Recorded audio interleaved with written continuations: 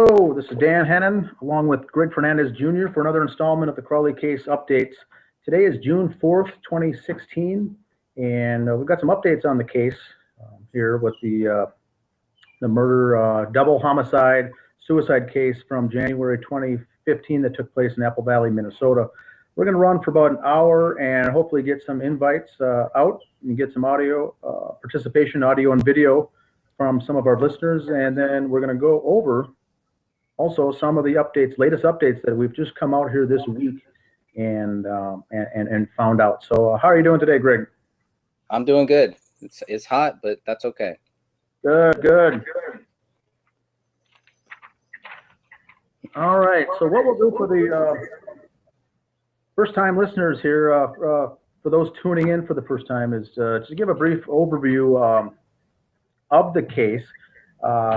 I myself, Greg, was not a follower of David Cowley or the Gray State before this crime took place. Were you? No, I wasn't. I actually thought you were, though, so that's interesting. I didn't know that.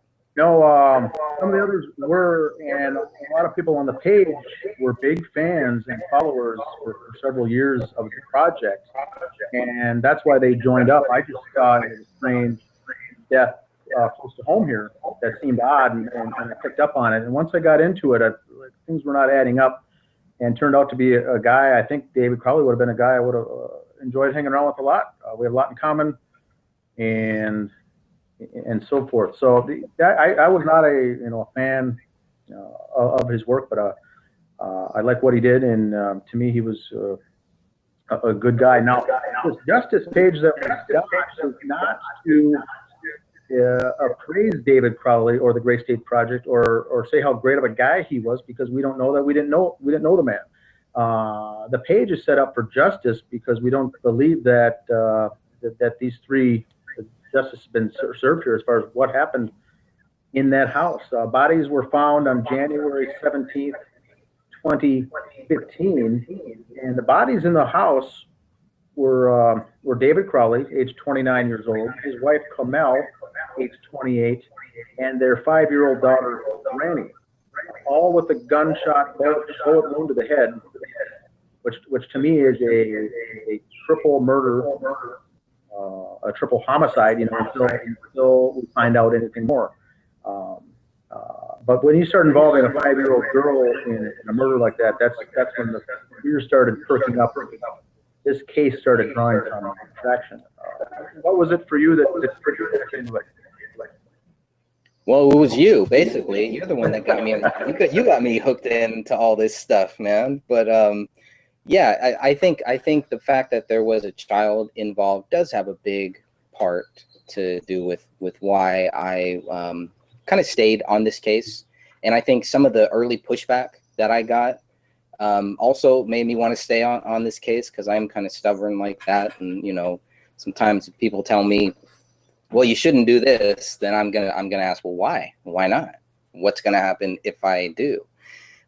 So I was totally just dumbfounded. I just could not understand why police would come to this conclusion so early on. Just let the case play out, let everything play out, and don't tell the media so early on that it's a double murder suicide and that's it. I think they were doing that because they didn't want to scare people, right? They didn't want people to think that possibly there was a killer out there still. And I don't know. Yeah, that's a good point. And for the new listeners out there, within 48 hours of the bodies are being found, this family was laying in that house unnoticed for almost 4 weeks. After the Christmas holiday season into January, nobody stopped over to do a welfare check. None of the friends stopped over. The 5-year-old girl was in school, missed 10 straight days of classes, and the school didn't do a welfare check. May have called, but no one answered. But here in Minnesota, it's more common. I think it's not out of the ordinary for the teacher to stop by the house and knock on the door. It's common here to do that kind of a thing, and that appears never to have taken place. Then we get law enforcement to come in and come into the house and see a man who had a collection of guns, weapons, and ammunition, along with anti-police warfare kind of state militia type of things.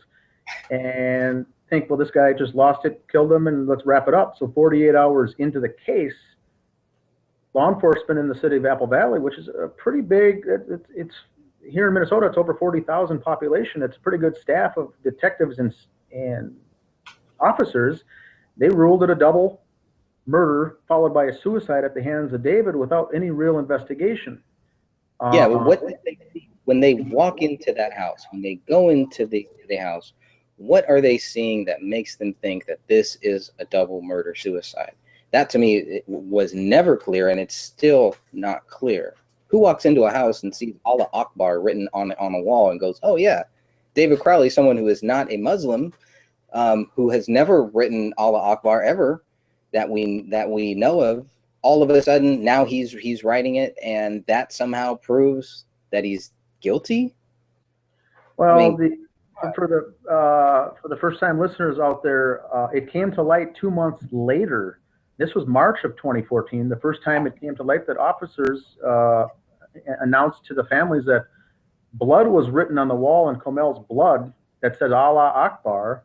A Quran was laying on the living room floor, opened up to a alleged forgiveness prayer, and a note of paper with a pen next to it says, "Submit to Allah now," or allegedly that David wrote. Now, knowing David as we did, which wasn't in person at all, but David was a very open man who didn't talk about his religion. He was a Christian man. He married a Muslim woman and never brought that up. His family members said that he was open to their religion and open to her. She was open to his, and their relationship, once they first met, for dating and getting engaged and having a child after getting married, religion was never an issue.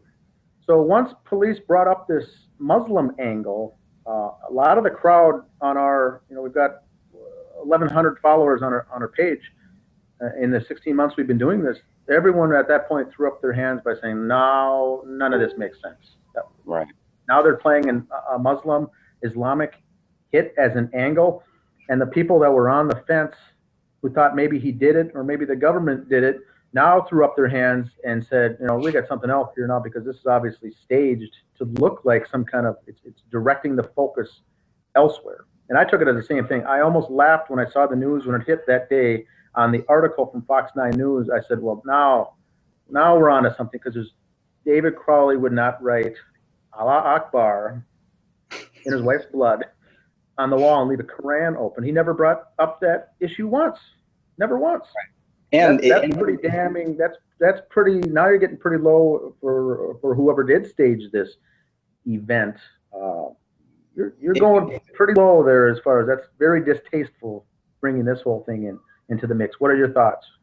Well, yeah, and also it wasn't that this was just written on the wall. This was also written in a separate room where David wrote, "Submit to Allah now," which makes no sense at all. When so that, and they use that as a suicide note.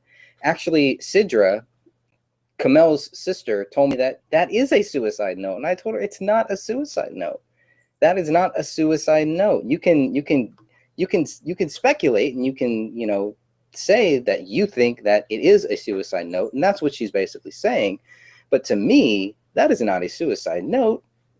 And why would there be one note in an office bedroom, and then another note on a kitchen laptop, and then a big Allah Akbar in the living room wall? So yeah, it reeks foul play, because none of this is what he would do. He's a man who writes in cursive, as we saw on his notes, and we see this note with a pen that says "Bow to Allah," submit to Allah now, in block letters. There's a word pad is up on his machine with a little minimize on the computer that says, "I've loved you all with all of my heart." To me, neither of those are suicide notes. They never were. Those are not a suicide note at all, but I think investigators believe that they were a suicide note. So I'm questioning that to begin with, because a suicide note has to have something signed and some declaration of what it is you're doing and some reason for what it is you're doing, not a note to say, "Open my video to a certain section and submit to Allah now, and I've loved you all." He could have had that written months ago. "I've loved you all with all my heart." It could have been a song he was writing, for all we know. How is that a suicide note?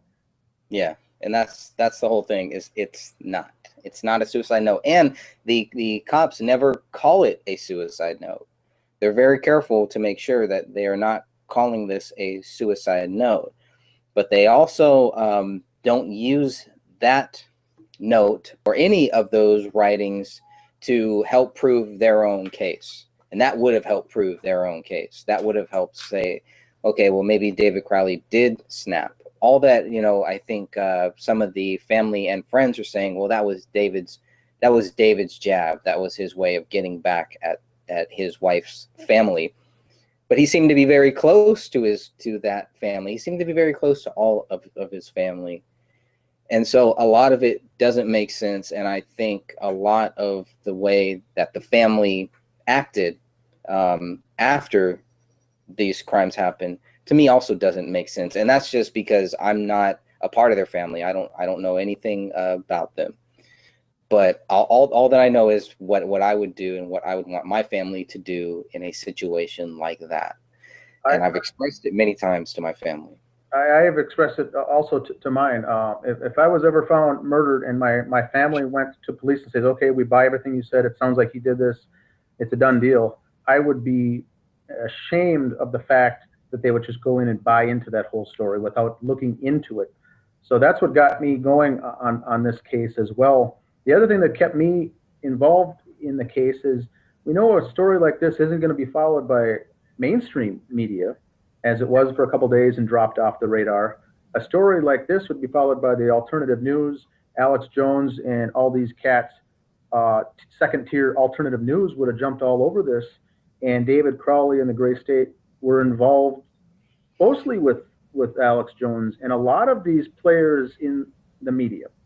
Mm-hmm. But what they did was they took off. They fled, took off, didn't touch the subject at all. Ben Swan covered it once, did a follow-up interview, and that was it. So I kind of took it upon myself to lead the charge in covering this, because I felt no one else was giving it the time it was deserved. Right. And yeah, and I definitely thank you for that, because I think you're one of the biggest reasons why this case is still going, and why there's so many people that we see asking more questions. You know, and I think as time goes on, there's going to be a lot more people asking these same questions too. There's new people that are asking these questions, it seems, all the time. So I'm really happy with that. Yeah, it was just a strange scenario, listening to the evidence, the so-called evidence, unfold. The first thing I thought of when, police didn't say right away that rear patio slider door was open. It was someone who requested the police audio of the investigators entering that house that says rear slider ajar, unlocked and slightly ajar in the back. And one of the folks on our page posted right away, and they posted a link to the police audio on the police audio file that says, if you listen closely, that the rear slider was open. So the fact that investigators either downplayed that or hid it on purpose or didn't say anything about it, they knew we were going to come out and someone was going to jump on that with the investigators we've got on these pages here to come up with that. And sure enough, the day later, we found it. So, and each of the two press releases and information pieces that went out by the Apple Valley Police never mentioned once the rear slider. And that's, to me, it's your telltale sign number one. You've got no suicide note. There's no motive. You've got a rear slider that's ajar. You've got David making plans for the future with the various calendars and checklists that he had, with big plans for his movie and documentary coming out, upbeat about the future. And then they do the fingerprint test and they say there's no conclusive test on the gun, that David fired it. Well, to me right there, I'm not in law enforcement. I don't have a background in detective work, but I would say right now I would call these three murders the cause of death, the gunshot. But how it happened, I would say it's undetermined. Until we find out more, I would call it undetermined, because we have no proof that David Cowley did this. And I would respect, I guess, the department, Apple Valley Department, if they just came forward and says, you know what, we don't know. We know 3 people are dead. We know it's a sad case. It's horrendous, but we will put our top investigators out there and try to find what really did happen. And they basically said it's an open and shut case. And then when we pushed back and asked, well, is the BCA analysis done from the Bureau of Criminal Apprehension? The forensics? Is the testing done? Are the autopsies confirmed? Are the autopsies completed? Nope, they're still in process. So that's when you and I pushed back to say, well, how come you have an airtight case when you don't have the very basics done in an investigation? It almost looked like some sort of cover-up. Now, we're not saying that it's a cover-up today, but it led many people to believe that by the shoddy investigation. What's your take? Yeah, and talk about the pushback. It wasn't just pushback from the family or from whoever. There was pushback, as we both know. Sean Wright was one of the first people to reach out to me and ask me not to continue to ask questions on this case, which is a ridiculous thing to ask someone. Now, and then he called me too and was basically saying the same thing. Why does he care? What does he care what I do, how I look at this case, how I look at any case? What is the whole thing? I mean, and I would have backed off. I would have backed off of this case if he would have just given me one piece of evidence, just one. But he said, I have the evidence, we've seen the evidence, but we can't share it with you. That is ridiculous. Okay, I mean, it is crazy to ask someone to back off of a case or to quit asking questions because you're raising more questions, and people might take those questions seriously. So some of his actions, his early actions, were very they really got me asking more questions. And I know Sean Wright had contacted you. Did he want you to back off of this thing too? Well, they first I think it was the 21st of January, after we had the page up and running for some time, a couple days actually. Thomas Lapp, the other creator of the other Justice page, there's two of them for the new listeners out there. There's a Justice for David Crowley of Gray State, and there's a Justice for David Crowley and Family. So there's two of them out there. Thomas Lapp contacted me and says, hey, I see that you set one up as well. And I said, that was news to me. We'd set it up the same day, unknowing of each other. And it was 2 days later, he says, a couple of guys are asking for administrative rights to my page. What's the deal with this? I said, I don't know. I'm not aware of that. Nothing's come my way yet. But that very same afternoon, he granted admin rights to Sean Wright and I believe Danny August Mason, the lead cast character of the movie. And within 2 hours, whole sections of comments and posts from that page were deleted. So this Thomas Lapp then called me back again and says, "What's the deal? Why are they deleting stuff?" I said, "I don't know these guys. I don't know what the deal is. They've seemed nice to me. I've got no beef with them." He goes, "Well, just a heads up, if it comes your way next." And sure enough, the next afternoon, email requests came in to say, "We'd like to have admin rights to your page." I said, "No, that's okay. There's some problems with the admin rights yesterday." And he said, "Well, you better give us admin rights because what you're doing is atrocious." So why do you care? Why do you want admin rights? I thought you're busy grieving the loss of your close friend. We want admin rights, and you're going to hand them over. I said, "No, it's not going to happen." Well, then it comes back with threats. Watch over your shoulder. Put your head on a swivel. You're going to get yours, he said, and I don't want you coming to that memorial service. And so what's any of this got to do with your Facebook page? Why do you care what we're posting? It's just information as it rolls in. Called me an idiot. He called me an idiot and a moron and says, you've disrespected the family. And then that's it. And then he went on and really became angry.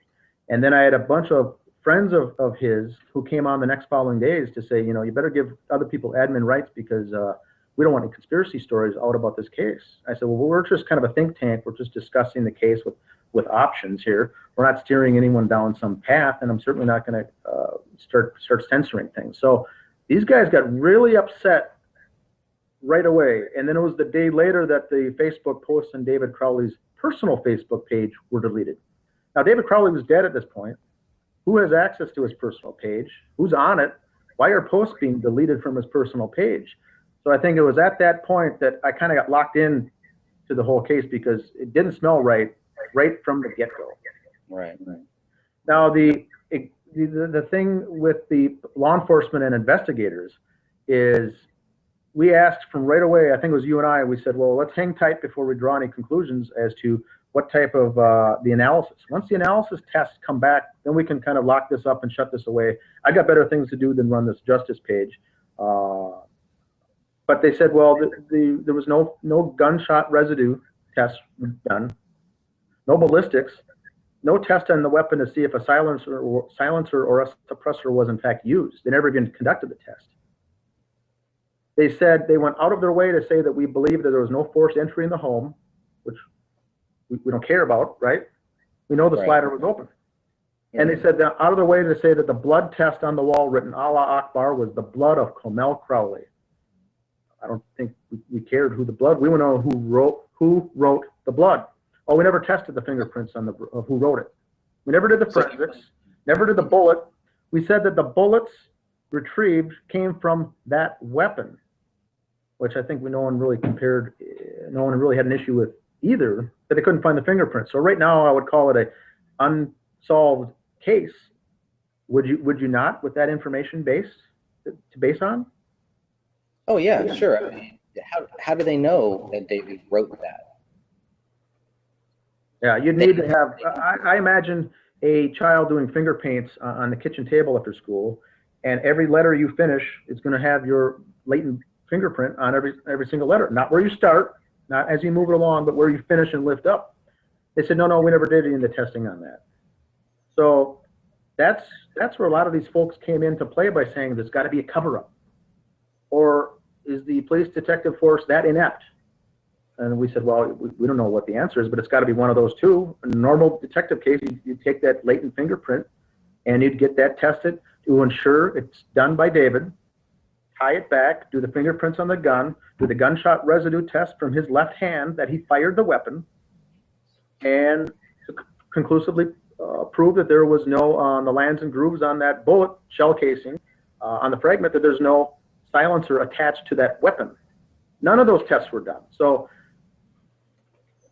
then we got a lot of people on board saying that we're anti-law enforcement, anti-cops, that we're just trying to bash them. Well, I've got family, I've got friends in law enforcement. I'm not out to bash law enforcement. Do I believe they didn't do a thorough investigation? Yes. But I think if they were thoroughly investigated, all these things would have been done. So I don't know. To me, it just reeks of taking the short way out and quickly coming to a conclusion. What I've said before on prior episodes, and I think this is our 8th or 9th broadcast on YouTube that's been open to the public, is that I call it a rush to judgment by the officers. Their only thing that they failed here is that it was a rush to judgment. There's things I don't like that they did about the case. I'm not going to blame them for that, but in 48 hours with the evidence that we have, certainly couldn't have come to the case that it was David Cowley snapped and did this when there's no history of anything of him doing that. Right. Yeah, that was. Oh, okay. Go ahead. No, go ahead. You're good. At the end of the year, I don't know if you know, but because they traced the bodies back to being killed roughly December 26th, it fell into the calendar year of 2014. And as you know, I'm an advocate for domestic violence and eliminating that, and I do not like domestic violence at all, especially towards children and kids. Well, since the bodies were found, they went back and re-updated those statistics in the state of Minnesota to say, oh, we've got 2 more victims of domestic violence, and the pictures are Comel and Ranny, because David was this vicious, violent man. So he is now rolled up into the stats as a violent abuser, and Comel and Ranny are in the stats in the state of Minnesota for 2014 as victims of domestic abuse, which really rubs me the wrong way. How about yourself? Well, yeah, and that also brings into question all of their cases. You know, I mean, come on, do a little research. But I guess it's because they're just going to just buy whatever the cops are telling them to. So if the cops say that that's what happened here, then they're going to say okay, and add it to their stats. so it's not only a bad investigative job, but it's really sad how many people are just trusting what the police say in this case, which I can understand for some people, but for some people that do not have any trust or any faith in their own government and question what the president is doing and question what all these other politicians are doing and Fox News is doing and everybody, but they won't question this. They won't touch this case. They're set. They're 100% sure that David Crowley is guilty. And it doesn't sound like they've seen anything that we haven't seen except for possibly some gruesome photos of those bodies. But it doesn't sound like they've seen or found anything else aside from that. So if we're all looking at basically the same facts that the police have, what does it tell us? So I think starting from the very beginning of when these bodies were found, how long it took 3 weeks for anybody to even notice that there were dead bodies in this house.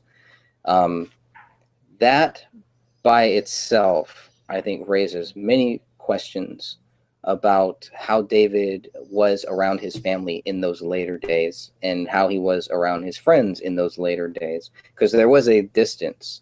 It does seem like he was about to release the documentary film, The Gray State, The Rise, and he was about 2 weeks away from that. And then he decides to throw everything out and kill his wife and kill his daughter and kill himself. Why? Yeah. The whole money thing, well, they were running out of cash. They didn't have money. That's BS. I'm not buying that, because they did have money in the bank, according to the police reports. And there was a $14,000 check that David's dad left on the porch. Well, David's dad didn't leave it there. David's dad gave him a check for $14,000. Dan Crowley Sr. was the one who actually left the check and the presents and some other mail on the Crowley porch on December 28th. So, but you would kind of notice if a $14,000 check hadn't been cashed in 3 weeks. At least I would hope so. But personally, I would never leave a $14,000 check on anybody's doorstep, no matter who they are. And it appears that Christmas time in 2014, David and Camille and Randy decided to do Christmas by themselves, and that was fine. They just moved into their house in Apple Valley the Christmas before, so they were just there for a year. They decided to do it alone, and then the rest of the Crowley family, who lives about an hour away in a town called Owatonna, they had celebrated, and on the way home, it appears that Dan Crowley Jr., the older brother, said, "Hey, on the way through, I'll drop off those presents at David's house and leave them there on the way. And along the way, I'll drop off that check, from Dad." Dan Crowley Sr. left a $14,000 check. So you're right in the respect that media portrayed these financial issues in the family, with David coming out with a 2.5-hour documentary that he spent 2 years doing, and changing it to say, you know what, I'm going to release it to free to YouTube for free to the public as an educational tool to learn things about our nation's history, and as a plug for the upcoming movie. He was going to give that away for free when he could have made good money on that. So I, along with you, don't buy that. And I think that's disinformation, the whole financial hardship case. Him, David, and his wife Camille were both active, worked at home, worked from the home, and were both successful in what they did. So that I don't buy. The fact that Dan Crowley Sr. writes a check and 3 weeks later it still hasn't cashed, it hasn't, that to me is fishy, but that falls under the bucket of someone's behavior. I'm not here to judge how someone behaves. I would have not done it that way, but that's how he chose to, whatever. Dan Crowley Jr. says he dropped the gifts off on the 26th of December or the 27th. Can't remember the date. And later it comes out it's the 28th. Now, right. if my brother or someone close to me died, and I was the last person to drop off gifts, I would go first thing back to that calendar and say, when was I there and how close was I to the actual event? You're going to know the date. It's going to be slam dunk when and what time you were there. Right. And so we get Dan the first days after the event, doesn't know when he was there. Comes out later, that months later, that it was wrong altogether, because the only time it changed is when police put the date of the death. They thought it was the 25th at first. Later, they did the investigation, moved it to the 26th. Well, in my mind, my opinion is Dan Crowley changed the date, because if he still says he's there on the 26th of December, now you place yourself at the scene of the crime on the day of a triple homicide. So he said at that point going forward, he said he was there on the 28th. So that's about the time I started putting things together as far as keeping an eye on the activities of the brother is about that time, because things didn't start making sense with him at all. After the deaths, the bodies were found. Many people were coming to our page asking, hey, we haven't seen anything with the obituary. When's the obituary going to be published? And I responded back, I don't know, but a crime this big is going to be local newspaper here is the Pioneer Press and the Minneapolis Star Tribune. And a death of his caliber, that type of future star, future director of the future, they were calling him, the next Steven Spielberg he wanted to be, was never in the Star Tribune. In fact, an obituary was never published on all three of them. It was a week later that there was an online obituary done on a single person format that whoever filled it out lumped all three names together, whipped up a 1-paragraph summary and hit submit and just punched it out there. And so that looked goofy. That looked very strange. I was personally offended. I think on an obituary, I'm touchy that way, that little Ranny deserved to have her own obituary. Camille deserved to have her own professional, well-written obituary, and David did. Sure. Whoever put together these three and wrote a quick half-assed paragraph and hit submit really got people offended, and those who were close to the case think that it was Dan Crowley Jr. who put together that obituary. But at the same time, before the obituaries came out, there was a fundraising effort to make money for Comel's ailing mother, Nyla. So she had part of the problems with the family, going back for some of the new listeners and the first timers out there. July, before the bodies were found, Comel, her mother, was found out she had cervical cancer and was at a pretty advanced stage of it already and was not doing well in their house down in Texas. They had agreed to use chemo to treat it. Comel, she's a dietitian. She's kind of a holistic doctor, wants to treat things naturally. Said, I don't think you should go with the chemotherapy. I'm against that. And David chimed in too. Said, we'd rather have you try some other alternatives for your cancer treatment. She said, no, I'm locked into doing that. It caused a little spat, and they stopped texting, stopped making phone calls, and stopped communicating. Was it because of their use of chemo? I don't know, but there was a marked absence of communication at that point. So Dan Crowley Jr. takes it upon himself, after conveniently the day after he publicly went and retrieved the dog from the pound as a good guy effort. To me, that led to, why is this guy going out of his way to put in doing things in good faith? He posted on Facebook a picture of him and the puppy. I retrieved it from the pound. Don't worry, everybody, I'm feeding it, and he's gaining some weight. The very next day, I've created a GoFundMe campaign. We need to raise money for this poor woman in Texas. It's a GoFundMe. She's dying of cancer, and the medical bills are mounting. Astronomical, he said. I don't think Dan Crowley knows who Nyla Alam even is, and if he's even in fact met her.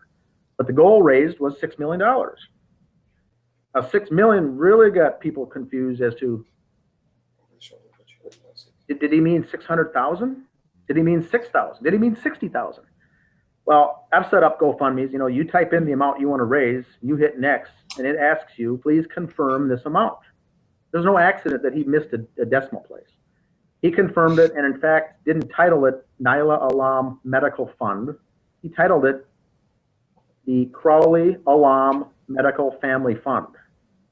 I don't even know what that means. I don't think anyone in the Crowley family had medical needs at all. Anyone in the Crowley family needed money.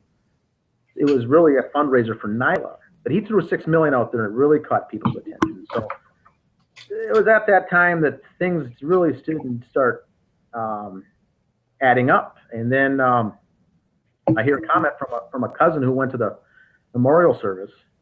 I said, you know, Dan Jr. was really acting strange. I said, well, what do you mean by that? What's some examples of that? He said, gathered the cousins together at the memorial and says, none of you talk to anyone. No cops, no friends, no media. Don't talk about this case at all. Something big is going down. But, well, I don't know what he meant by that or why he even did it. Now, once again, that's how he chose to behave. I'm not criticizing his behavior. I wouldn't have certainly done that. I don't know why he would have said those things. Why would he even care how people react? That's also what a family member told you, right? A cousin told me that. Yep. Right. So that's the other thing. I can only believe that took place as far as if that story is true. Right. It ties in with your conversation with Sean Wright and Sean Wright's conversation to me to say when they were told on basically up front, leave this story alone, drop it, leave it alone, don't talk about the case. Now, once again, I have a hard time understanding someone's behavior to that extent. I'm not sure what Sean Wright would have cared if there's goofy conspiracy theories out there on the internet. What motivated him to get that upset? Now, I know he was going through tough times. He had his tax issues. He was going to make a lot of money on that documentary. Documentary was pulled, given away for free.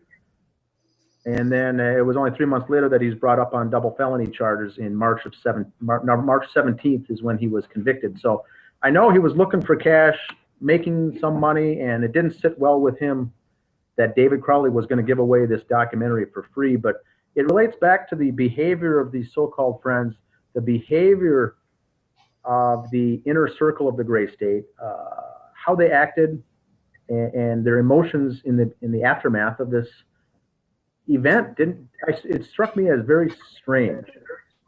Well, right, and Sean Wright was also after David died.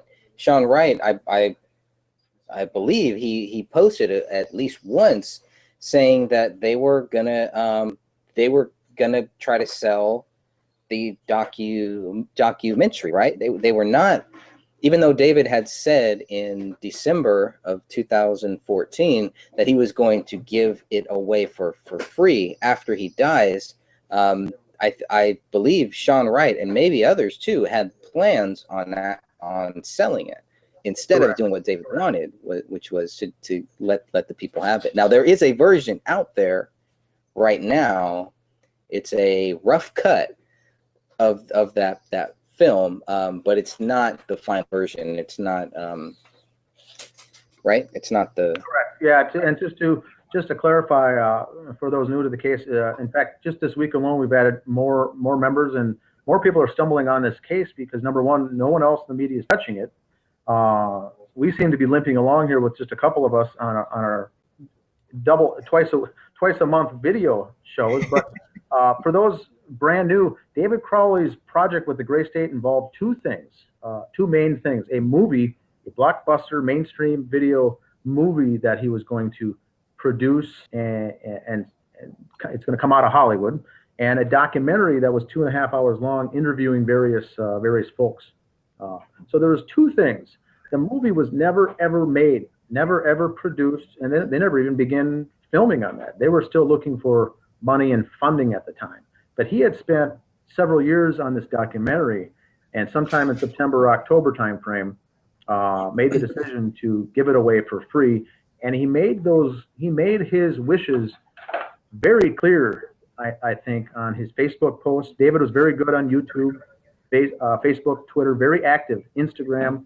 And he said, I'm going to give it away for free. It would be great. So with Sean Wright and some of the Gray State guys saying, we want to do his wishes. We want to, don't say things about David Wright because we want to, provide his legacy. Well, David made it very clear he wanted to give it out for free. Now, family bodies are found. Someone gets a hold of a rough cut of that YouTube documentary and releases it, and guess who's there to start pulling it down off YouTube because of, quote, copyright infringements? It's Sean Wright. He pulled it down as quick as people pulled it up. He pulled it down, and he did not want it out there. And like you said previously, in later talks with the current Great State staff or the people taking over Great State, they have made it well aware that they are going to sell the movie. They are going to sell for dollars, cha-ching, that documentary. Now, David clearly said he didn't want to have that. So what's your take on why would they be pulling that down, and why are they going to sell it now for big bucks? And who's going to reap the rewards? Who's going to reap the benefits of this documentary? Well, whoever can make money off of it, I guess. I think that's the point of, for some of these people who were involved with this Gray State project as a whole, was to make money. And I think some people were involved because they understood that what David was talking about could really happen if it hasn't happened.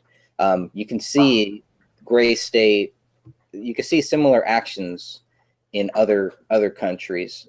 And we do have some cases in this country where police do kick down doors. I've had my door kicked down, and police were looking for someone, and I looked like that person, and I was handcuffed and held at gunpoint, but they had the wrong person. So they do that. You know, it does happen, but I don't know. I've just been trying to wrap my head around the actions of the Gray State team and this new Gray State Universe website that has come out and popped up and disappeared and is now back. I think that's also another big question, is how do you move forward with the Gray State project knowing that the person who created it is accused of murdering his family and then killing himself?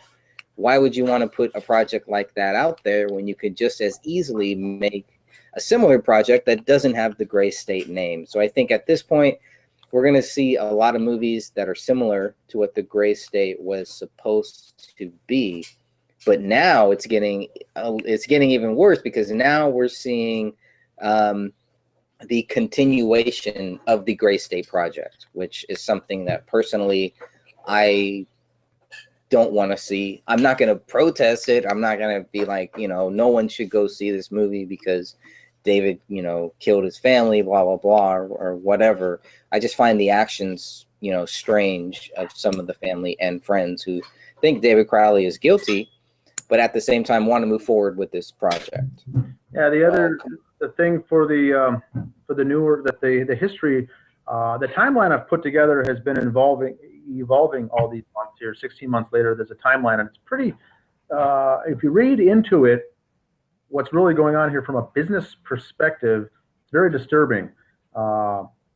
In the September timeframe, when David started cutting himself off, is what they said, is what he was doing, I believe, was pulling himself away from these, distancing himself from his inner circle of friends. Now, October 1st, an email went out per the police report. This is the Apple Valley Police Report that went out, 94 pages long. One of the pages talks about the interview with Danny August Mason. Danny August Mason received a email from David Crowley's attorney on October 1st, basically saying, we want you to relinquish your rights for the Gray State. We're moving forward, David said. We're moving forward without you. The script is going to change, and I'm coming up with a new leadership team. That's pretty harsh words there, and I don't think Danny August Mason would have taken that lightly. And what we see is no follow-up to that. And this is Danny August Mason's own words. There was no follow-up until he received a follow-up email from David Crowley on December 7th. December 7th says, hey, what's the update? What's the status? Are you going to fill out this form or not? Are you going to fill out this relinquish your rights? So he says, no, I'm going to run it by my attorney. Well, you had 6 weeks to do that, and you still haven't done it. So money was a big thing in the case, and in all cases like this, you follow the money, and you can get to the root of what's probably going on behind the scenes. Sean Wright didn't have a job, had to end up finding one later, was going through debt from the state of Minnesota, child support, back taxes from the state, was in debt $36,000, I think, according to the State Department records. That's not me pulling it out of my head. And he was facing 2 felony charges. So he needed money too. Wasn't probably too happy with David Cowley giving away the documentary for free, because that was supposed to be his gravy train, I believe, his moneymaker, his bread and butter, that documentary. He was very active in that documentary, and in fact, later on, told people on Facebook that he was 90% involved as the owner, the creative owner of the documentary. So that's why he took it upon himself to start pulling it off the web, because that was his baby. He did not want it out there. Even though it was a rough cut, I watched it. It was very well done. I thought it was just fine. It could have gone out there, and it's very educational film. But he sat day in and day out and pulled it off YouTube whenever someone posted it up there, claiming copyright. I don't know what kind of copyright things Sean Wright has to do with anything. But you get to a point where there's December 9th, a post from David Cowley on Facebook saying, I'm 2 weeks away from finishing the documentary. I'm going to give it away for free. The deadline's set for 2 weeks. Well, 2 weeks, I think from the 9th, it came out to 28. December 28th was about the time frame that the deadline was set. And he also had, I think December 31st was a deadline. So he made, and even the photographic evidence from the police crime scene showed, I think it was Christmas Day, a note written on a Post-it note saying 6 more days to go till the new year. That's the deadline. I got to get this thing out. So he's referring to the documentary to release it on the 31st. So David knew 28th to the 31st, last 3 days of the year, he's going to release this thing for free, and it's going to be big. And once he made that public, I believe that his life was on a time clock. The clock was winding down because the Gray State guys, if indeed they had something to do with this, they needed to get him out of the way. He was going to lose everything for these guys on the team and on the staff. And so the clock was ticking, and whatever came to play, suspiciously enough, the bodies are found the 26th, 2 days before the due date of giving this thing out for free. So that's what piques my interest from a business perspective. And now they're going on January 1st of just this last year. New company, Gray State Universe, is formed. Guess who the proprietor is of Gray State Universe, Greg? It's Danny August Mason. Danny August Mason. Why does that name keep coming back up? So going from an actor to now, all of a sudden, I guess he's in the business of starting businesses here in the state of Minnesota. And it was a couple weeks after that he filed for a trademark of the name Gray State. He owns a trademark for Gray State right now. It got approved. There's a serial number on it. If you look it up in the legal case, he has the Gray State. So he's obviously taking the ball and moving it forward with the plans as of January 1st. The announcement was January 1st, big year for the Gray State Universe, with a upcoming movie and documentary in the works. So to me, people get upset because it's plagiarizing. Is he taking David's work? Is he going to give David credit? Is he taking the script? Who has the script? Did he take it and he's going to sell it now to Hollywood? Is he going to publish that documentary and sell it and make a bundle? Those are the questions that have people upset. What's your take on that? Well, yeah, and you can understand why they would be a little worried about the future of the Gray State project. And it's just like, do we really need to do this? Do we really need to keep this project going? You know, is there any value towards it now? Or is it something that's just really tainted? And it seems very tainted, regardless of your view on the Gray State project. This whole situation has been tainted by the fact that there's 3 people dead here, and there's one who is accused of killing the other 2. So I would not want to see the Gray State project go forward. And I'm curious if there's a lot of people out there who feel the same way, or who think that I'm crazy, or I'm not one that matters, because I never liked the project. So I got a question for you, Greg. I agree with your comment. A project that's got a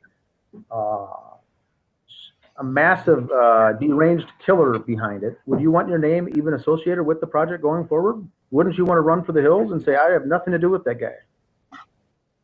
Yeah, I definitely would not want my name attached to that. What do they do when you follow All-Star Wrestling? Chris Benoit, similar thing happened to him. What was the fallout? And was it similar to what happened here? I think so. I think this case is it was more similar to the Kurt Cobain case. But as far as the Chris Benoit case, that was another one that was quickly wrapped up. And it was just like, okay, he's guilty. But the difference is a lot of Chris Benoit's friends were saying, wait, they weren't saying that Chris Benoit didn't do it. They were just saying, this is not the person we knew. This is not something that he would do. It didn't make sense. Now, they found a lot of drugs, not drugs, but a lot of problems with Chris Benoit. His brain was basically mush. But at least they did that research. They took the time to understand why they believe Chris Benoit would do this.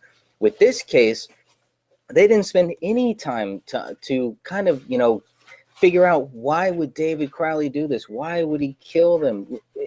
There was just like you said, there were no tests done. The ballistic tests, they weren't done. Well, what was done? Yeah. What did they do to help prove their case?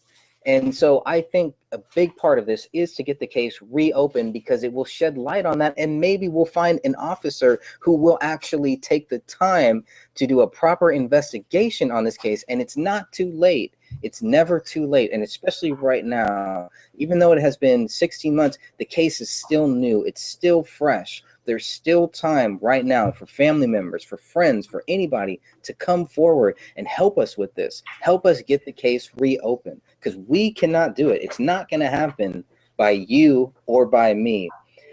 Family and friends are going to be the biggest, the ones who can get this case reopened, or a good cop who is out there, or something needs to happen. And I'm not sure exactly what it is, but I do believe one day this case will be reopened.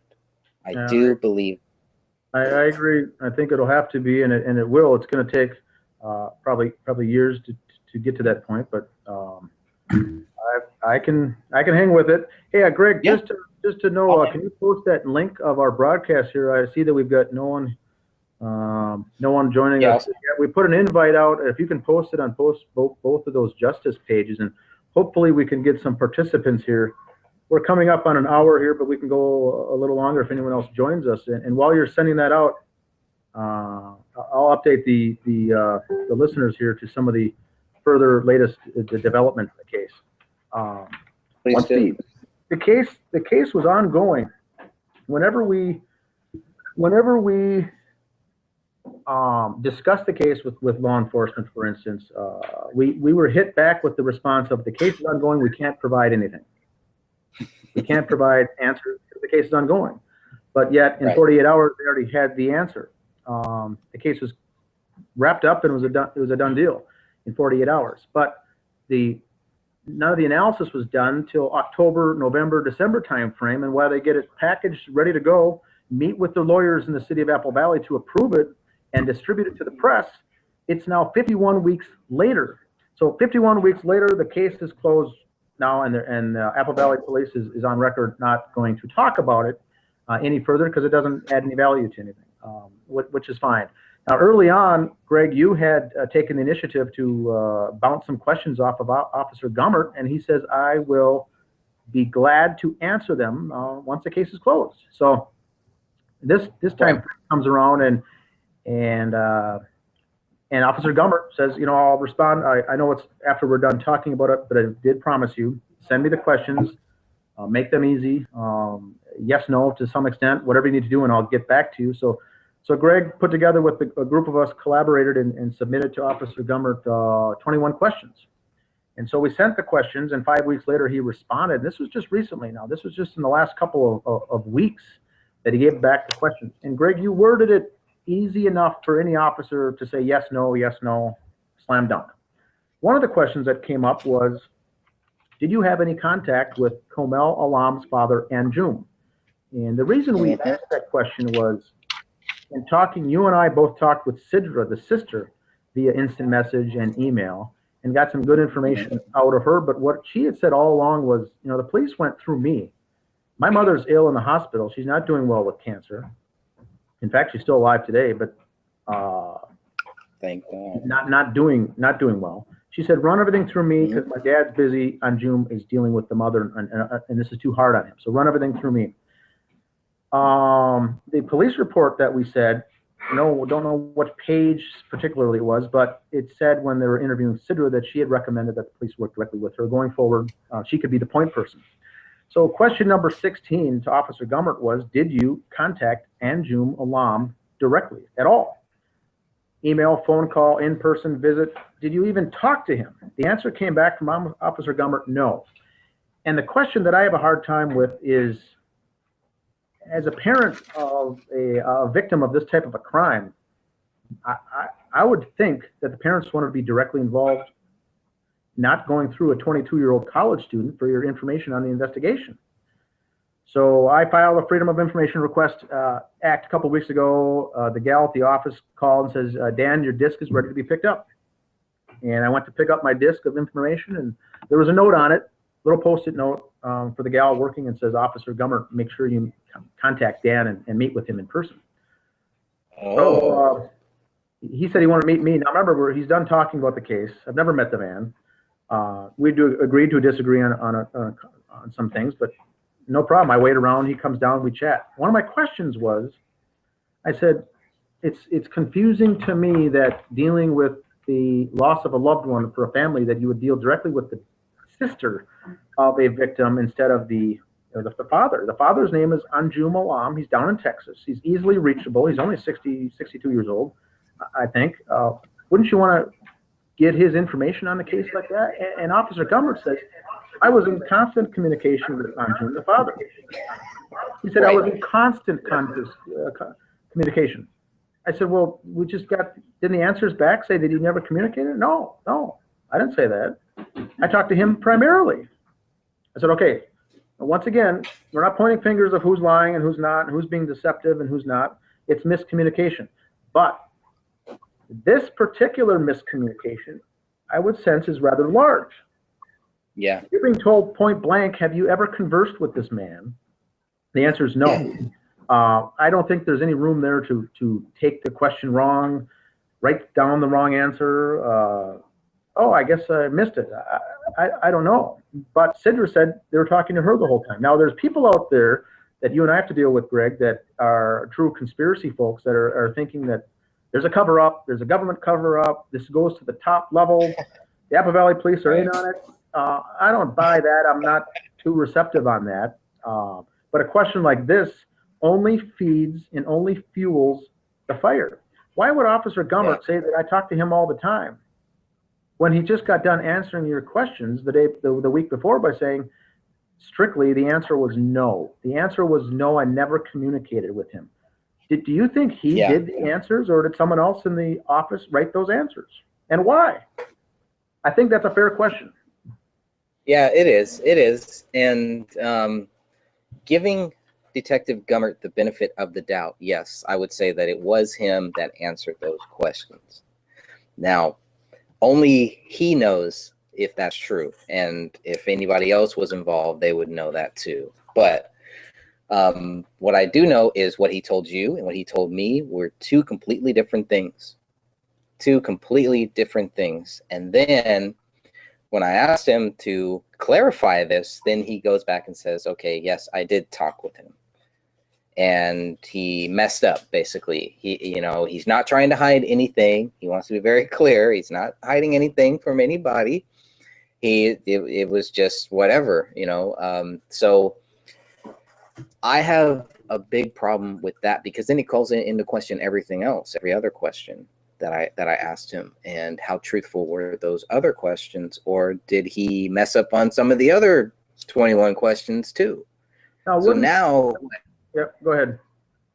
Well, I was just going to finish up by saying, so now what? I have to go back and ask him about the other 20 questions? Do I resubmit the 21 questions and say, just in case you messed up on these two, You know, let's talk a little more about this. But the one thing I did not like is that he said, yes, we're not going to talk about the case because it's active. Once it's closed, we'll talk with you. Once the case closed, then they said they're not talking about the case. How do you do that? Why? You can't, I mean, you can't. And then at the same time, Detective Gummert is talking about transparency. We want to be as transparent as possible, when he's done the exact opposite. Everything he's done is to not be transparent. It is basically to make us try to figure out how to phrase these questions to get some type of answers, to get some type of guidance on just saying, look, man, we just want to know what happened here. That's it. We're not accusing you. We're not accusing the government. We're not accusing the Crowleys. We're not accusing the Gray State team. We just want to know what happened here. And they say, no, you cannot know. It is not up to you to know. You have no right. You will not know unless you agree with us. Then we'll tell you. You know, because you disagree, we're not going to tell you. And because you created this group, and because you're a part of this group, because of that, you will never know what the truth is. I've been told that point blank, but I will never know what the truth is. And I believe that those people who told me that, they have no idea what the truth is too. So, it's very I know. I would feel bad if I lived in the city of Apple Valley, knowing my taxpayer money was going to the police force there that can't seem to do basic things. I don't want to throw them under the bus, but Sidra did say that she did receive the cell phone back from Kamel as part of the evidence. And then she was quick to note that she says, I can't find the SIM card. The SIM card inside is missing. So it was taken out. So it was taken out. So once again, I don't believe whether it's the police department or the detectives are helping their cause, but it's because of the behavior. Once again, it doesn't add up. It's not professional behavior. I mean, I just can't imagine it being that goofy. So it's been frustrating. There's been a lot of things like that with the case. And once again, we don't want to point fingers and accuse, but we've got these pages opened up. The Justice for David Crowley and Gray State page has over 7,100 likes. It's being tracked from people from, I think it's 54 different countries. I think last I checked, it was 54 different countries are following this, the movement of this case. And David Cowley had a big name, had a big following worldwide. And that was the first thing that I wanted to tip off to. I was hoping that the investigators and detectives in this case knew. And then I talked to a family member too in law enforcement to say, I don't know if they have their head around the complexity of this case and what this all involves. And we never did ask the Apple Valley Police, but were they or do they feel that they were in over their head on this case? This is a big case with people following from all the states in the U.S. How many countries? I just mentioned 50-some countries are following this case around the world. It's huge, but the media will not touch it. The alternative media will not touch it, and that's our question. I think that's what our, if I would have a mission statement, so to say, is to keep this alive and keep the pulse on this case, because too many things don't add up. Yeah, no, definitely. And that's the sad thing here, is there is so much that just does not add up, man. It really doesn't. And I think the more that we talk about this, the more that we create a dialogue where we can all just talk about this, depending, it doesn't matter what our view is on this, but we should be open to that. And I do hope that, you know, some other people one of these days will join us if they have something to say, if they have something to add to it, because we have been following this case from the very start. That is true. But, you know, so have other people too. And there's a lot of people that haven't been following this that can walk in at any point and just say, well, wait a minute, what about this? Well, let's talk about that. Well, okay, there's something strange happening here. And I think one of the big problems with the people who think that David Crowley is guilty is they don't even want us asking questions now. They want to move on. They want to just move on and have nobody ask any more questions. Well, it's not up to them. They don't decide when we get to stop asking questions. We get to decide that. And I'll stop asking questions when I get some damn answers. And I haven't gotten any yet. So here we are. And I'll be waiting. I hope 20, 30 years from now that Detective Gummert and I can sit down, have a cup of coffee, and talk about why he was wrong, and talk about why their investigation sucked. Why it was just crap. It was garbage. I mean, come on. And that's okay, you know. But this is his job, and I'm not trying to get him in trouble or, you know, get him kicked out of his job or make him look bad or anything like that. But it's like, come on, man. You know, there's just so many simple things here. Even if we just talk about, you know, 2 or 3 of the basic things that Gummert did or didn't do or did or didn't see. How do you miss a bullet hole above your head? And then you don't know when you saw that bullet hole. Oh, yeah, I saw it, but I don't know the exact date. I mean, come on. Of course you know.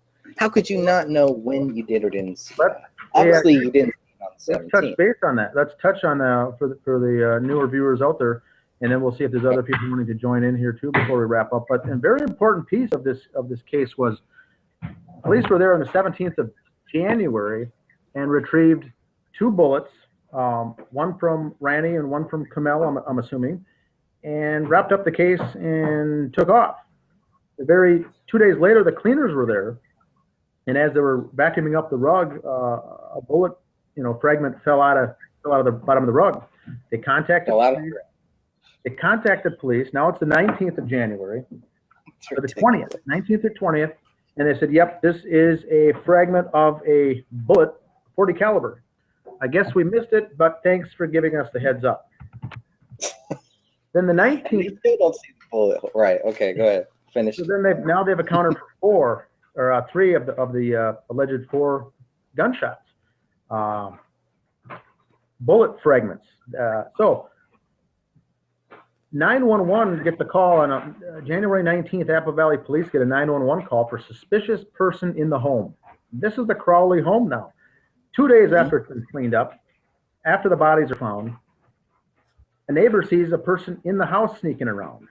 So as if the story didn't get any more strange to begin with, they find out somehow the person's name was Chris Klein. Chris Klein was in the house on the 19th. What was he doing? I don't know. We know that the house wasn't finished being professionally cleaned. It may have been started, but why was he in the house? They go to his house. He wasn't there. They leave a business card and say, call the detectives. This is for Chris Klein. I believe he lives in South Minneapolis. Give us a call. We want to chat. He waits till February 18th to call back authorities, which raises my suspicion right away. I could never get away with that. It sounds like they didn't try to get in touch with him again. He goes, hey, I'm ready to talk about the case. It's February 18th. He goes, I was there because we saw a bullet hole in the ceiling. Officers say, what do you mean a bullet hole in the ceiling? Oh, above the front door, right where David's body was a bullet hole. We knew it went up into the attic, and so we opened up the attic door and crawled around looking for this fragment in the attic of the house. You should come by and take a look at it. They said, well, this is news to us.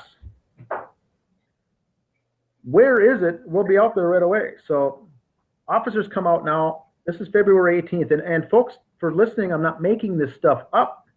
This is right out of the report. This is their words.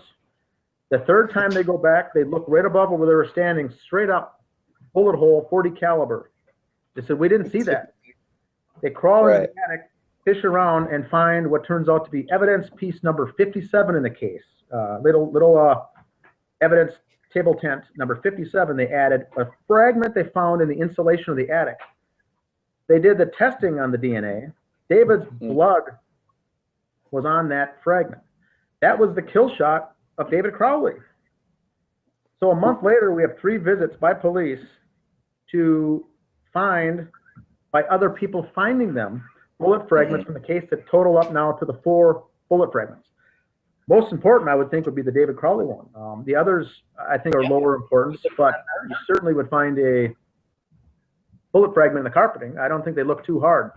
But the one in the ceiling was literally, when you see the photographic evidence from the crime scene photos that were given to us, 464 photos show the officers right there where the body was of David Crowley near the entryway, and a picture taken of the doorknob to prove no forced entry once again, a picture of the wall, and a picture of the floor.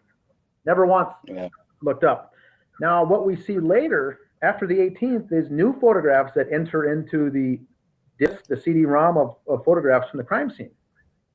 All out of sequence, the naming convention, there's like 15 more photos of just the entryway taken on February 18th, of course, like they said in the picture in the police report. 18th, we went back. Sure enough, the camera evidence shows the camera was taking photographs on the 18th of February of the most important fragment around of the bullet hole right above their heads, with a fragment that some friends of David Cowley were messing around the house, and they saw this, and they went muddling around up in the attic trying to find this fragment.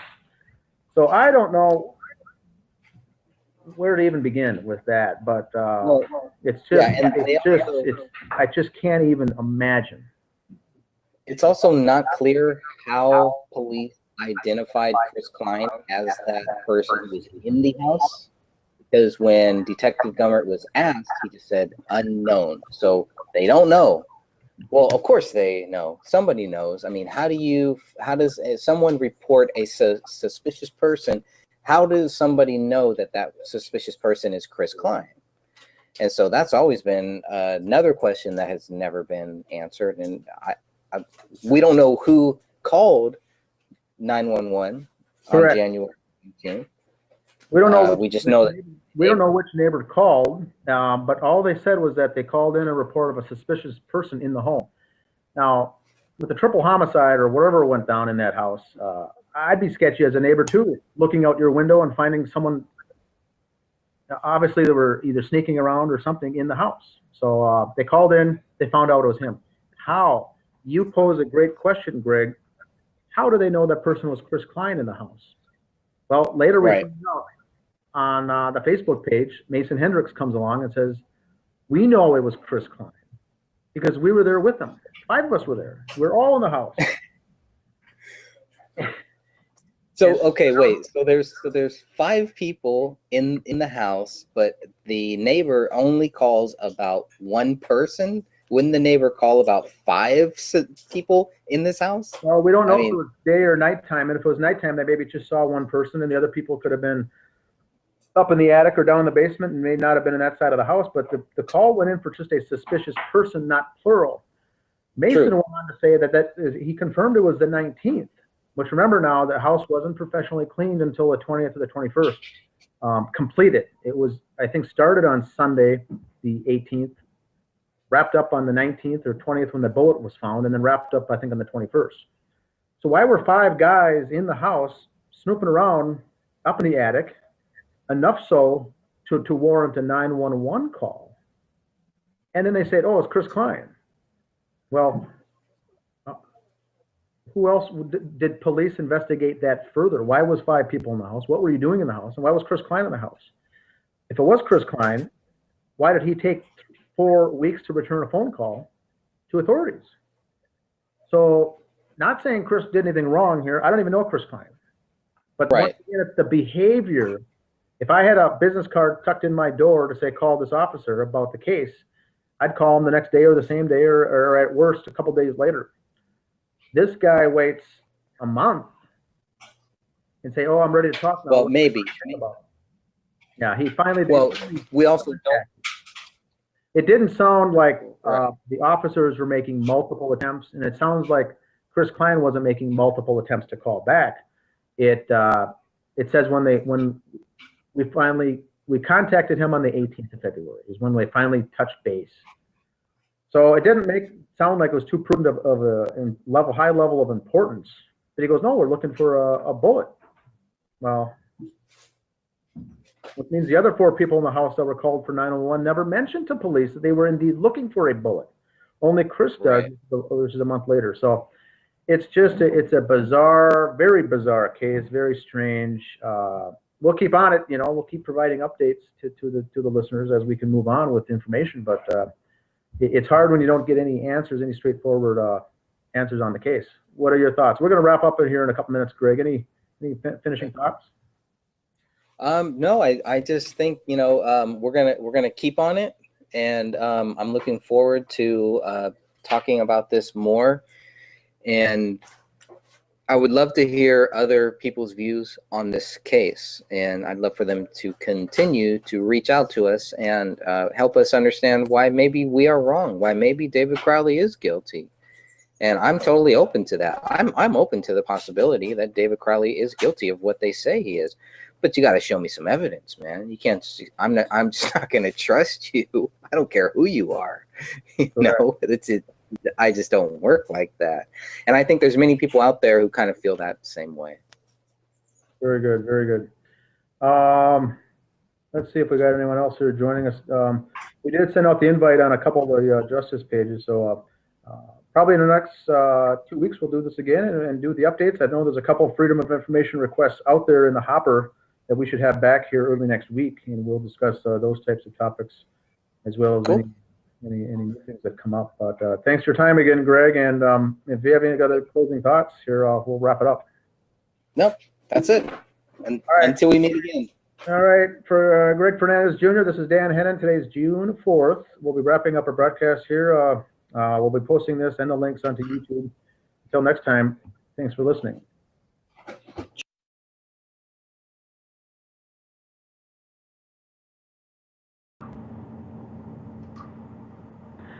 Hello, my name is Dan Hennen. Today is April 6th, 2017, and I'll be joined with Greg Fernandez Jr. Today we'll be talking about the most recent article in the New Yorker that came out called Death of a Dystopian, the article about the David Crowley family that just came out here this week. And we'll be discussing this. It's out on your newsstand on the April 10th, 2017 edition. And what we'll do tonight is go over some talk, discussion, and some questions we have relating to the article. Welcome to the program, Greg. Thanks, Dan. Happy to be here. Yeah, so what we've got is this long-awaited article by Alec Wilkinson, and it originally was due out in August or September of 2016 for the listeners out there that aren't aware of that. And now it just hit the bookshelves here on the newsstands here on Monday, April 3rd. So what we'll do, it's been out there 3-4 days now. We've each had a time to read it once, twice, 3 times and kind of digest some of this. But we'd like to get some of the information out regarding this. I'm not going to call it strange or odd article, but it's got a lot of things going on in this article, and hopefully you jotted down some notes, Greg, and we'll go through some of these items. What was your first thought when you saw the online article? My first thought was, what is he talking about when he says death of a dystopian? So I was like, okay, what does that mean? He's calling him a dystopian. Can you explain what a dystopian is? I think that in the Gray State Project, each of the summaries of the project, the movie, the documentary, the project he was working on, they talked about David filming life in a dystopian world, and I think that's all. He's using that phrase because it's come up multiple times in the Gray State, and that may have been just a nice catchword there of calling, David Crowley the dystopian rather than the world we're living in. But well, there's a other weird phrase where he talks about the alternative right conspiracy theorist. Now, this is a new term that I haven't really heard that much about. Have you heard anything about this alt-right? I don't, and you know me well enough, I don't follow left, right, Democrat, Republican. I'm not following the paradigm there, but he's throwing around some phrases in this article to try to, almost seems like to try to pigeonhole people into different buckets. And we know that David Crowley was not the norm, was not the normal guy out there as far as these types of phrases, I would say. But he was out there trying to raise awareness. But there is phrases out there that he was using in this article. I'll look it up here. I've got it up on my screen, but I haven't found it here yet. Well, I'm just asking because this whole project, this whole Gray State project, started in 2010.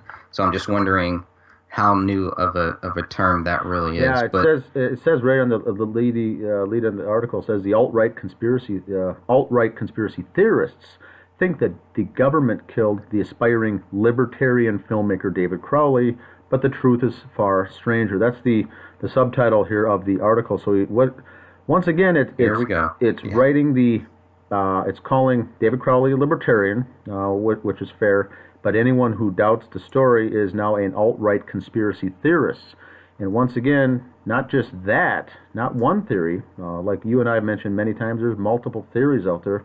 You and I still don't know what is true and what is not. But this is once again labeling all of us into one bucket, thinking that the government did this. And certainly there's people out there that do believe that. But the article's really painting, dropping everyone. It's painting with a very broad brush that we're all falling into this bucket. And then it makes us wonder why they would do that. Well, it's a very easy setup, because then they can give you all these things and everybody rolls their eyes. Oh, it couldn't be the government. Why would the government do this? Blah, blah, blah. Mm-hmm. But it still puts the whole focus on, well, if we can disprove that the government did this, or show enough proof that, no one has any proof or any facts that the government actually did do it, then that will also disprove every other theory. But I don't think that's what's gonna happen here. It's actually going to lead to more theories of, well, okay, if it wasn't the government, then who was it? And if it was David who is guilty of this, then why are we having so much trouble finding out what really happened here? Why is it all like a big game? It's like a big thing to these people. Having their own film and making their own version of what they think happened. Correct. Which is fine. Nothing wrong with that. And that's a good point when you said that, what they think happened. After reading this entire article, I still haven't found any evidence or anything to support that new information was found that proved David Crowley did this. It comes with all new scenarios with this diary once again, and two people becoming unhinged in a psychotic episode under a new type of psychosis. Mr. Wilkinson refers to it as that the two people really lost their touch with the real world, and all this happened. Now, all this diary, once again, the thing I read after reading this thing twice is Mr. Wilkinson does not mention an online diary. He does not mention this being an electronic diary, and he never uses the phrase written diary. So in reading articles like this, if it does appear to be planted or propaganda, articles like this to try to sway public opinion, you typically look for things that are not in the article. What's missing? There's a lot of things here missing in this article, a lot of important things that are missing in this article. And I just found interesting enough that never was the word written, electronic, or online diary. It just kept saying diary and or journal. You and I know both the police report in the 94 pages from the Apple Valley Police Department only mentioned one journal. It's an online journal that David created on September 1st of 2014. Only a few entries were made, and it goes on to talk about David writing paragraphs and small jotting entries in that journal of spending time with his daughter, doing things with his wife, working out, typical just day-to-day activities. Now, the chief of police went on to say, after reading that journal or those entries to that journal, that nothing stuck out, nothing came out to him in his mind that would lead someone to believe why David would do this. So to me, I interpret that as those are just everyday journal entries of what he was doing, day-to-day activities. The journal details that Alec Wilkinson here is writing about and giving quotes from actual, sounds like cell phone video footage, self-recordings, journal details, very in-depth of a person becoming unhinged and having a psychosis, psychological illness, mental illness, whatever this may be, but it goes very in depth. So he goes on to say that this journal started in April, ended in November, and showed a steady decline of a person's almost basically documenting his own mental decline, instability. So all we know from this article is that there's two definite diaries or journals. This is not the one the police report was talking about. The police report never mentions another one. So one thing we can put down as fact is that it seems to me it's very obvious that there are two distinct different journals, at least in this case. What are your thoughts? I think we have to know when both journals started then, because the times do kind of seem, they kind of line up from what I'm seeing, because if you go from April of 2014 to actually, I don't know, we'll have to see when in the police reports, when do they say that David's journal ended? That's what I'm gonna look for. I know we have it somewhere, but they said for sure it started in September, and this one on the New Yorker article says for sure it started in April. Okay, well then, yeah, I mean, yeah. And then it went on for 7 months. The other one I think was just an entry, some various, non-important journal entries that were just in this journal. I don't know when that ended, but we can look it up and find out. This one says it went on for 7 months, ending, I'm guessing, sometime in November. And we basically don't know if that was a written or if that was a typed up journal. We don't know. The article does not state that, which seems to be something that they really should have. But as much scrutiny that this article is going to come out with, you would think that the simple detail would be there, whether this is electronic or not. Now, the neighbor, Judy Prochnow, and husband Colin, on the talk with you and also on the Facebook pages, have always used a similar phrase, the online diary, the online journal. So I think that this one, if they did find it, it was an electronic typed journal or diary that David made entries into by typing on his computer in a Microsoft Word document, something to that effect. I don't believe it was online. The one that the police found specifically said the word online, which to me is a web-based journal that you log into by going to a URL address and typing on. So I don't know. I think we got two different journals here. This one seems, this is the first really time it's been mentioned. Others have mentioned it, but this goes into some very deep, in-depth details where this author is using quotes and various things. Now, the documentary that's coming out, for those listening, at the end of the month is the Tribeca Film Festival in New York City.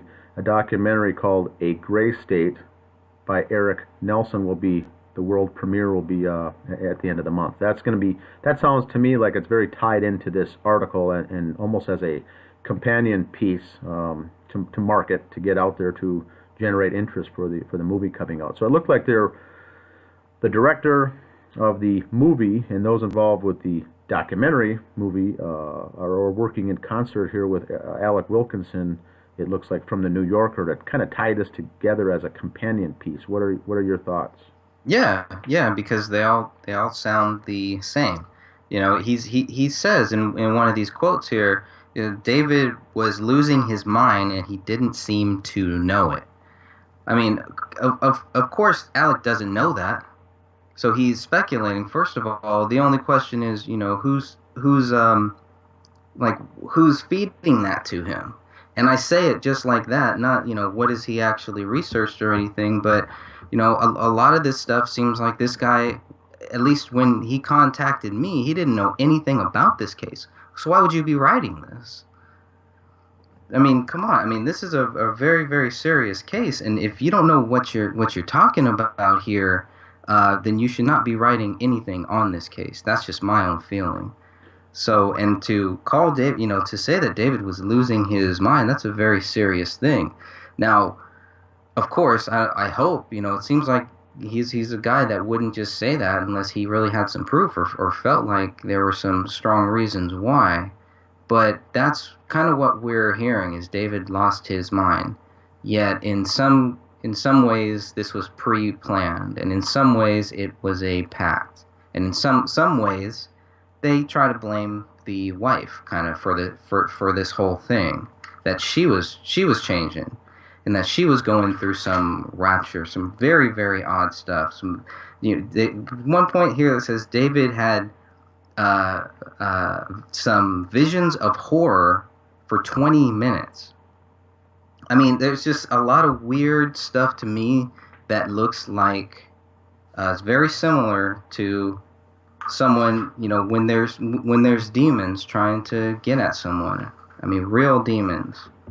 So, I mean, that's just, that's right now, that's just a very, very wild theory. But I mean, how can you not at least look at some of that stuff with the whole blood writing? I hope they at least, I don't know, that to me is just strange. It did seem strange, and after reading it, it left many to wonder, as I've seen other comments saying, it sounded to me like this family needed an exorcist in the home, for an exorcism, because of the demonic angle, the satanic angle that was being played in a lot of this stuff. Now, would Alec Wilkinson be one potentially paid to write an article like this by an outside agency to set a certain narrative instead of just writing an authentic article? When I spoke with him as well, he didn't seem well versed in the story. He didn't seem like you'd mentioned. He didn't know the story too in depth as far as a lot of the stuff that when I brought up to him, it seemed new to him. So, like you had just stated, that for someone writing an article this vast, this large, this much exposure in the New Yorker, and given so much, he was given so much. Yeah. It sounded like the recordings and everything else, the audio, the video. Maybe more will come out with the video of this information. But it certainly sounded like a young couple becoming mentally unhinged as the winter and the fall and the early winter started here. But surprisingly enough, he never brings up drugs. Never brought up the fact that these are potential hallucinations after being on a bad trip. Or on LSD or acid or something that would cause this kind of thing. Which I interpreted before with other conversations that people were saying that he was overusing drugs. He was increasing his absinthe. He was increasing his marijuana. He was doing marijuana with mushrooms with absinthe, and all this stuff caused from it. It doesn't make sense to me that these things would come. Now you're seeing a very different, almost not a demon possession, but something else. Nowhere in here does it sound like these are the results of recreational drug use. Now, if you're going to go down the mental road, which he kind of stopped shy of going down to say they were mentally ill. He just said that he's lost touch with reality. Right. One person going through this would be very strange, very rare, very odd. And what he's alluding to is that him and Kamel, David and Kamel, both around the same time of the year, both fell into this rut for the same number of months and ended up killing them both. To me, the likelihood of a couple both going down this same rabbit hole seems highly irregular, highly odd. Yeah. Yeah, they also never mentioned the whole bullet hole in the living room either, which both Alec and his fact checker both found strange. Yeah. But that's not mentioned here. But they can mention all this other stuff, that is first of all, it's like, okay, they must have the evidence that David Crowley actually wrote this. So it must be, hopefully it's, paper, something on paper. But I don't see anything from what they've written here that leads me to believe anything more about this pack theory. And I really think that's where this film, the documentary, I think it could be headed there. Yeah, you're right. It never once does it mention a pact, a theory, an agreement of both David and Kamel agreeing to do this heinous crime. It seemed to me more like she was going down a dark and scary world, and so was he. And then it ended with the article saying that David sat down between for killing the daughter and wife, that he killed himself. Well, it really leaps to some wild assumptions based on what they assume happened here, but it's really presented as fact. This article is really presented as fact, and it's got enough of the fluff built in with the strange psychotic episodes, which really is more of an indirect relation to anything. It doesn't prove anything. Now, keep in mind that on social media, David was making sane comments, very lucid conversations in posts. So if he was fading in and out, that may be one thing. But he certainly didn't lose his mind. He was making posts about excited for the future, working on his documentary and things like that, which clearly was not from a deranged man's holding himself up in the house. The article does go on to say that they cut off relationships with friends, family, everybody. They never left the house. They didn't do anything. Now, keep in mind, the article does not mention the fact that David and Kamel were still dropping off Rani at school every morning together and picking her up every afternoon together. So they were leaving the house. They were out in public. They were being seen at the school every day. Nothing seemed strange, odd, or out of place by the teachers, various faculty, various other children's parents. Remember, they still came off as normal. So were they going through the switch being turned on and off at various points here in October, November, and December, and then flipping back to being normal? One can only speculate. Yeah, but it just doesn't line up. It doesn't make sense. It seems like there's a lot that we're just not getting right now.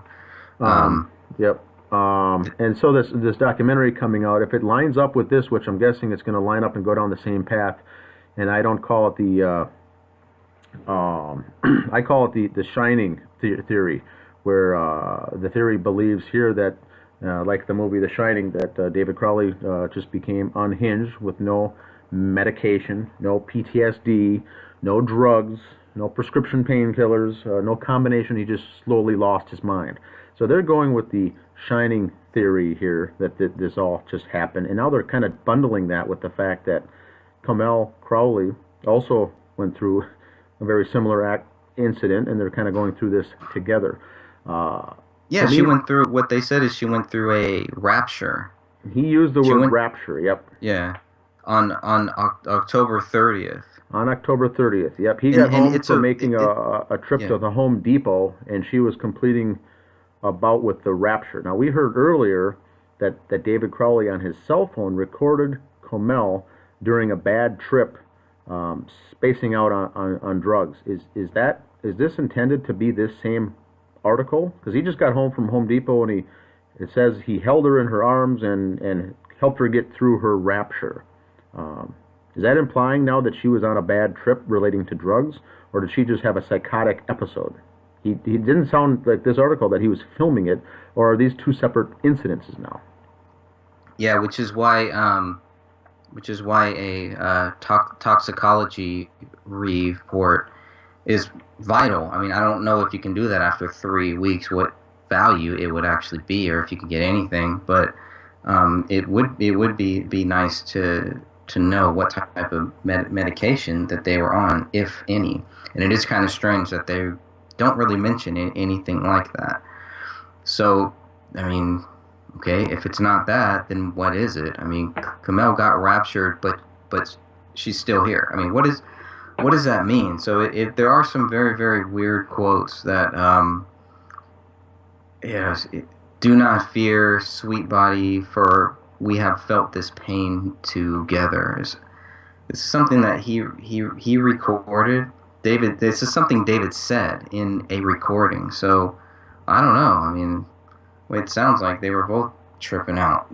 That's the way that I read a lot of these quotes when it's talking about stuff like that.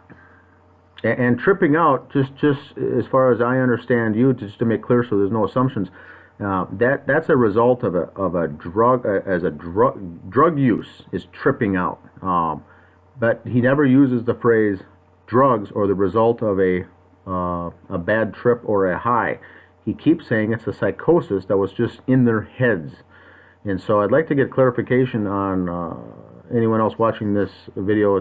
Please feel free to comment below the video. But it sounds like these are bad trips, people tripping out here between David and Kamel, which to me means drug use. Now, they were using recreational drugs. I'm not sure how that would relate to a bad trip with as far as illicit drugs. That would be something mind-altering to that extent with these types of things. But the author never uses the word drugs in this article, and kind of alludes to the fact that they just lost it. But like I mentioned on the Justice for David Crowley page, it seems to be almost the article seems to be, and might be, more of an, it's got the fingerprints and the feel to a Operation Mockingbird sense to it, back in the 50s and 60s when the CIA were hired and had over 3,000 members of the press on their payroll, under the table, with various high-level newspapers, radio, television, and TV and high places in the media to help sway people's opinions certain directions. Now, they say that the Operation Mockingbird has since gone away. They're not using it. We all know that that's false, and that's clearly, if you read the news in today's world, most of the leading headlines in the nation and the world articles are very, very slanted and propagandized. This article has a feel of that, to that.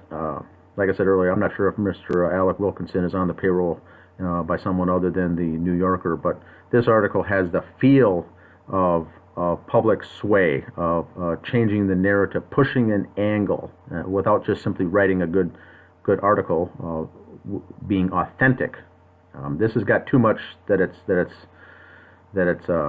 slanted to me. It seems like it's really pushing one angle. Now, the other thing when I read the article, now we know that the original article was set to go publish in September or August of last fall. This, when one reads it, it does seem disjointed. It doesn't seem to read. It doesn't seem to flow properly, and then it ends abruptly at the very end. And it seems like it was hacked through and reformatted, and a bunch of the content erased and edited. It just seems very heavily edited because it doesn't flow correctly. I know the big thing with you and I, Greg, is what we heard from the very beginning. This is really going to put us in our place, this article. And although it mentions our names in the second paragraph, it doesn't go on and follow back up with that. There's nothing in there negative about you or I or these conspiracy thinkers or with outside opinions. And then it just goes on to tell all these experiences with David. So it seems. What do you think about the article? How the flow? It seems very choppy, like it's very chopped up, and it almost seems like maybe there was a lot that was taken out. That maybe one day this guy will write a book or something on this, because he was given a lot of data, a lot of things, and told a lot of things, second, third hand things. But it sounds like he's seen the actual journal that obviously a lot of people would also like to see. And he's seen a lot of this, yeah, I'll just say he's seen a lot of second and third hand things. So it's very, very choppy. It doesn't really flow. Not that any of my articles have ever really flowed. It does seem like someone who has a lot of. There's just a lot of different topics. There's a lot of different things that he covers and then just kind of lets go and doesn't really commentate on it, which is good. I mean, it's just kind of putting those quotes out there of what these people are saying. But yeah, I don't know how much time they spent on the phone with you, but it was like one little mention, one paragraph, maybe two, and I think that was just to kind of set up what kind of the alternative theory might really be. And the alternative theory is that, David Crowley might not be guilty. I think the whole theory that we have right now, at best, is that we think David Crowley is guilty. I think that's all that anyone who believes he's guilty can really say, because you don't know. You don't know. It's not a fact that David Crowley is guilty, at least from everything that I've seen so far. And I haven't, from anyone that I've ever talked to who does believe that David Crowley is guilty, they never have facts. It's speculation. It's second, third-hand things. It's things that they were told. It's what they want to think, and that's fine, but it's not a fact.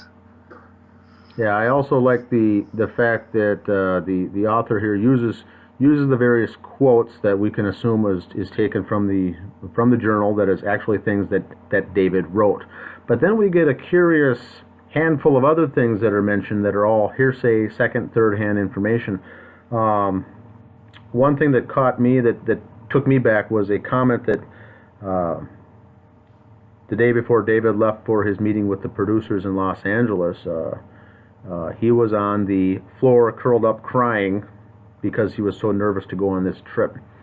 Now, that wasn't quoted. I'm pretty sure David wouldn't write that about himself in the journal, and it made it sound the way the author wrote it here in this article, that Comel wrote that Comel gave this description of David being really bad with his self-confidence, being very anxious and having low self-esteem, and these things kind of built up. But who's writing it? Comel didn't write it. Where did Alec Wilkinson get from this? Where did he get this information, and how do we know? And basically the question is, point blank, how do we know David was on the ground, curled up in the bathroom, crying before he left for L.A.? How did Alec Wilkinson, where did he get this from? I think it came from Comel's sister. And that could be true. That could be Comel's sister, Sidra, that the author got this information from. But once again, this is third-hand information right. that he's presenting as fact.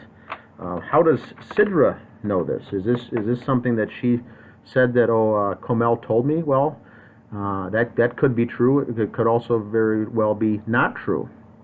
So how far do we take this information? And I'm not just playing devil's advocate here, but it seems, I don't know, it seems that there's a lot of quotes in here built up as fact. There are a lot of things mentioned or stated as fact that are speculation. Even on toward the end of the article, the author talks about the pistol that David kept in a safe in the bedroom, and that very pistol he used as he shot. As it says here, he shot Comel and Ranny as they lay on the living room floor. Sometime later, he sat down beside them and shot himself. This is taking pretty creative license here. This is really going the extra step as planting some information here as facts, whereas this author does not know that this happened that way, nor could he ever know this. That's a stretch, I think, by laying down a comment like that, and that's what makes me believe that there's other forces involved here with this article behind the scenes, I believe. Yeah, he makes a lot of things like that, a lot of guesses, and it just seems like he was trying to tell, whatever he wanted to tell. He was telling his story of what he thought really, really happened. But for him to claim to me that the bullet hole in the living room doesn't really matter, it was almost like, what does it matter? Yes, Greg, can you expand a little bit? He told me that. Can you expand on your email conversation with the author?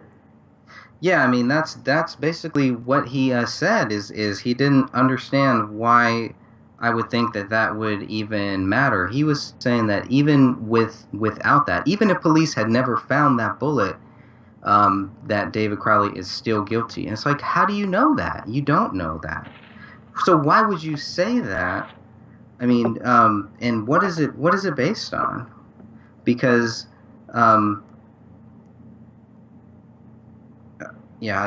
know. I was going to pull up some of the actual quotes. Oh yeah, go ahead and find it. In the meantime, I'll talk about what is your thoughts also as far as if you were a member of the Apple Valley Police Department, for instance, and you read this article, what would you think? What would be your take on this? This is really shoving aside their theory and creating a new one and going public with it. So far as making a documentary, world premiere documentary coming up, saying really an entirely different scenario than the police came up with.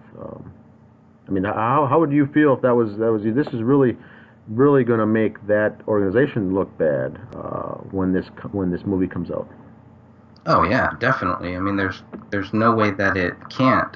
What I'm curious now to see is, since Eric didn't talk about this bullet hole in the living room, or not Eric, Alec? What's his name? Yeah, Alec. Since Alec didn't talk about the bullet hole in the living room, I'm curious now to see if this new documentary will actually mention that, because now I'm starting to think that it probably won't.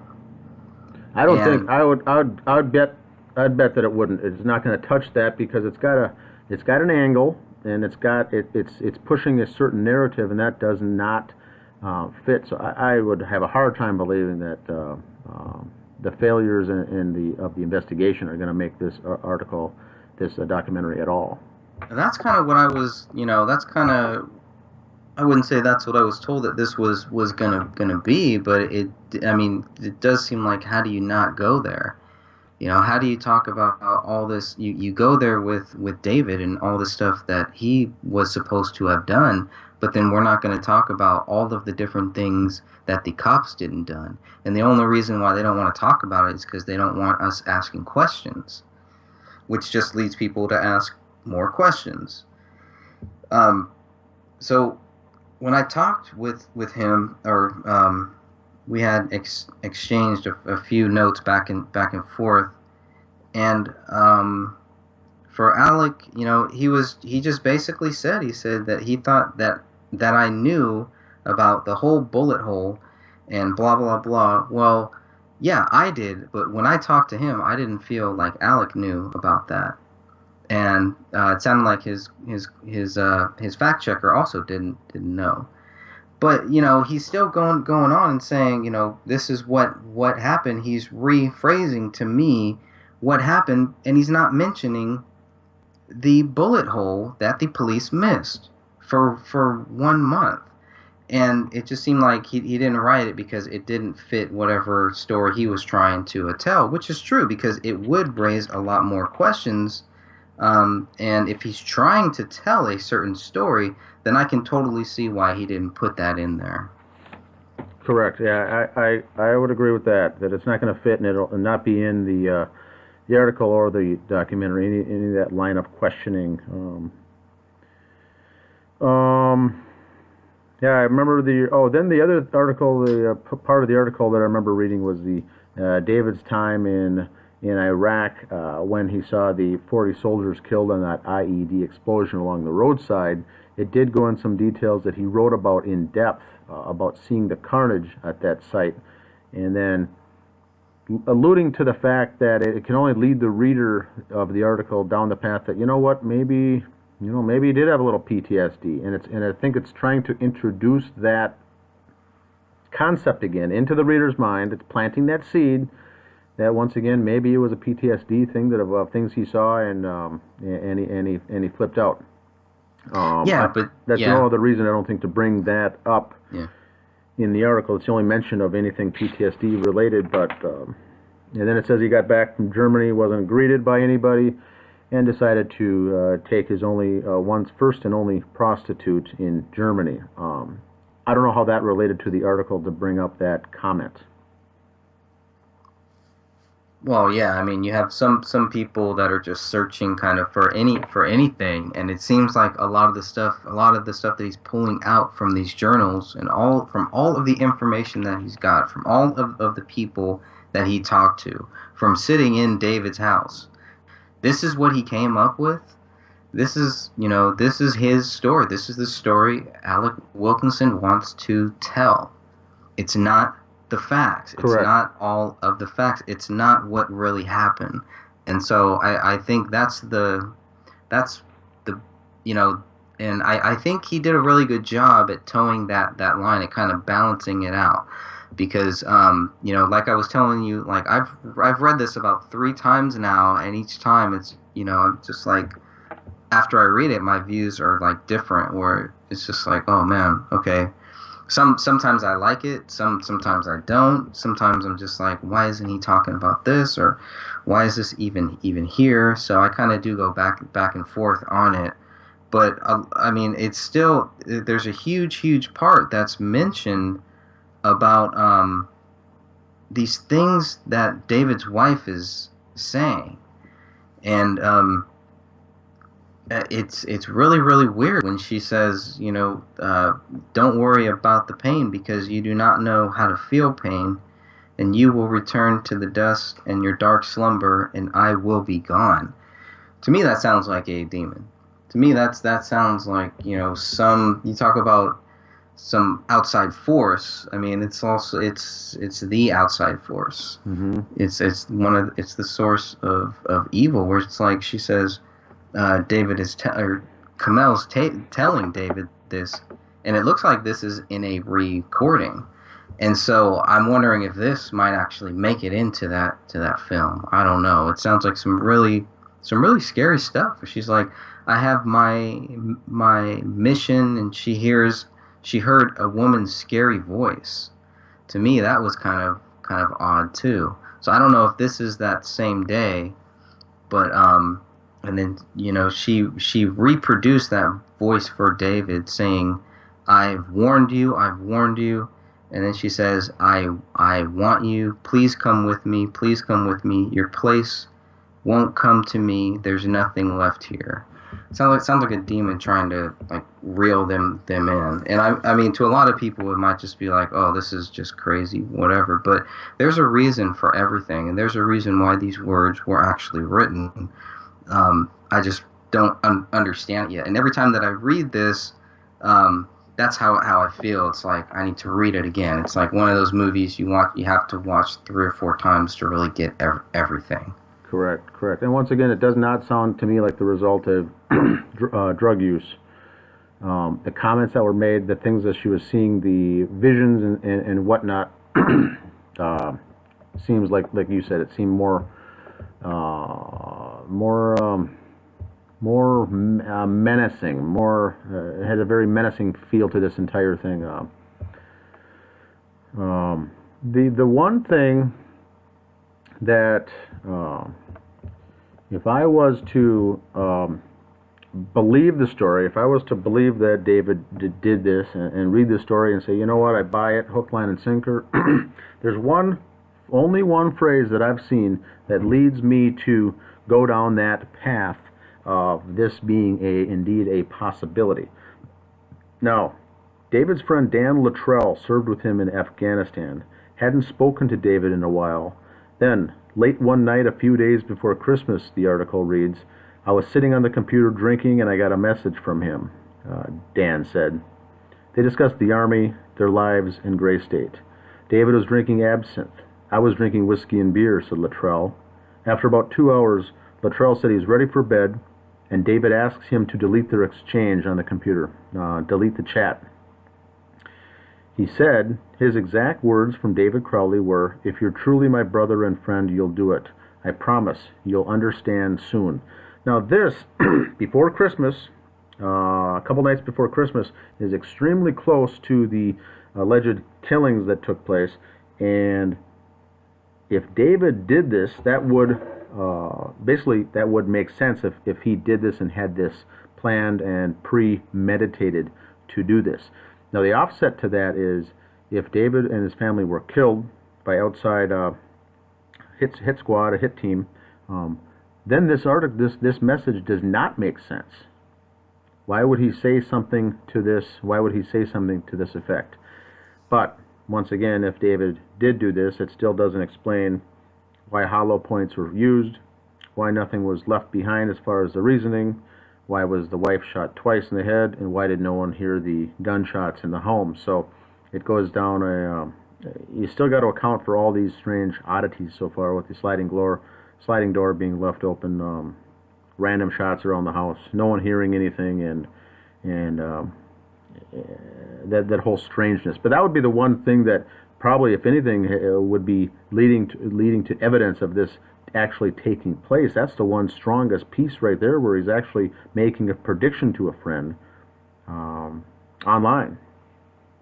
Now, we don't know, once again, this is third-hand information of this, if this exchange took place. Now, if we actually had this article and this friend named Dan Luttrell was able to come back and undelete or go back and retrieve this message, this would be very interesting to read. But the rest of the article and the messages of this psychotic episodes here are a lot of I don't want to say fluff, but it's beefing up this psychotic story. It's reinforcing this psychotic story. It's reinforcing the reader's mind that this really did go down this way, and it's presented as fact.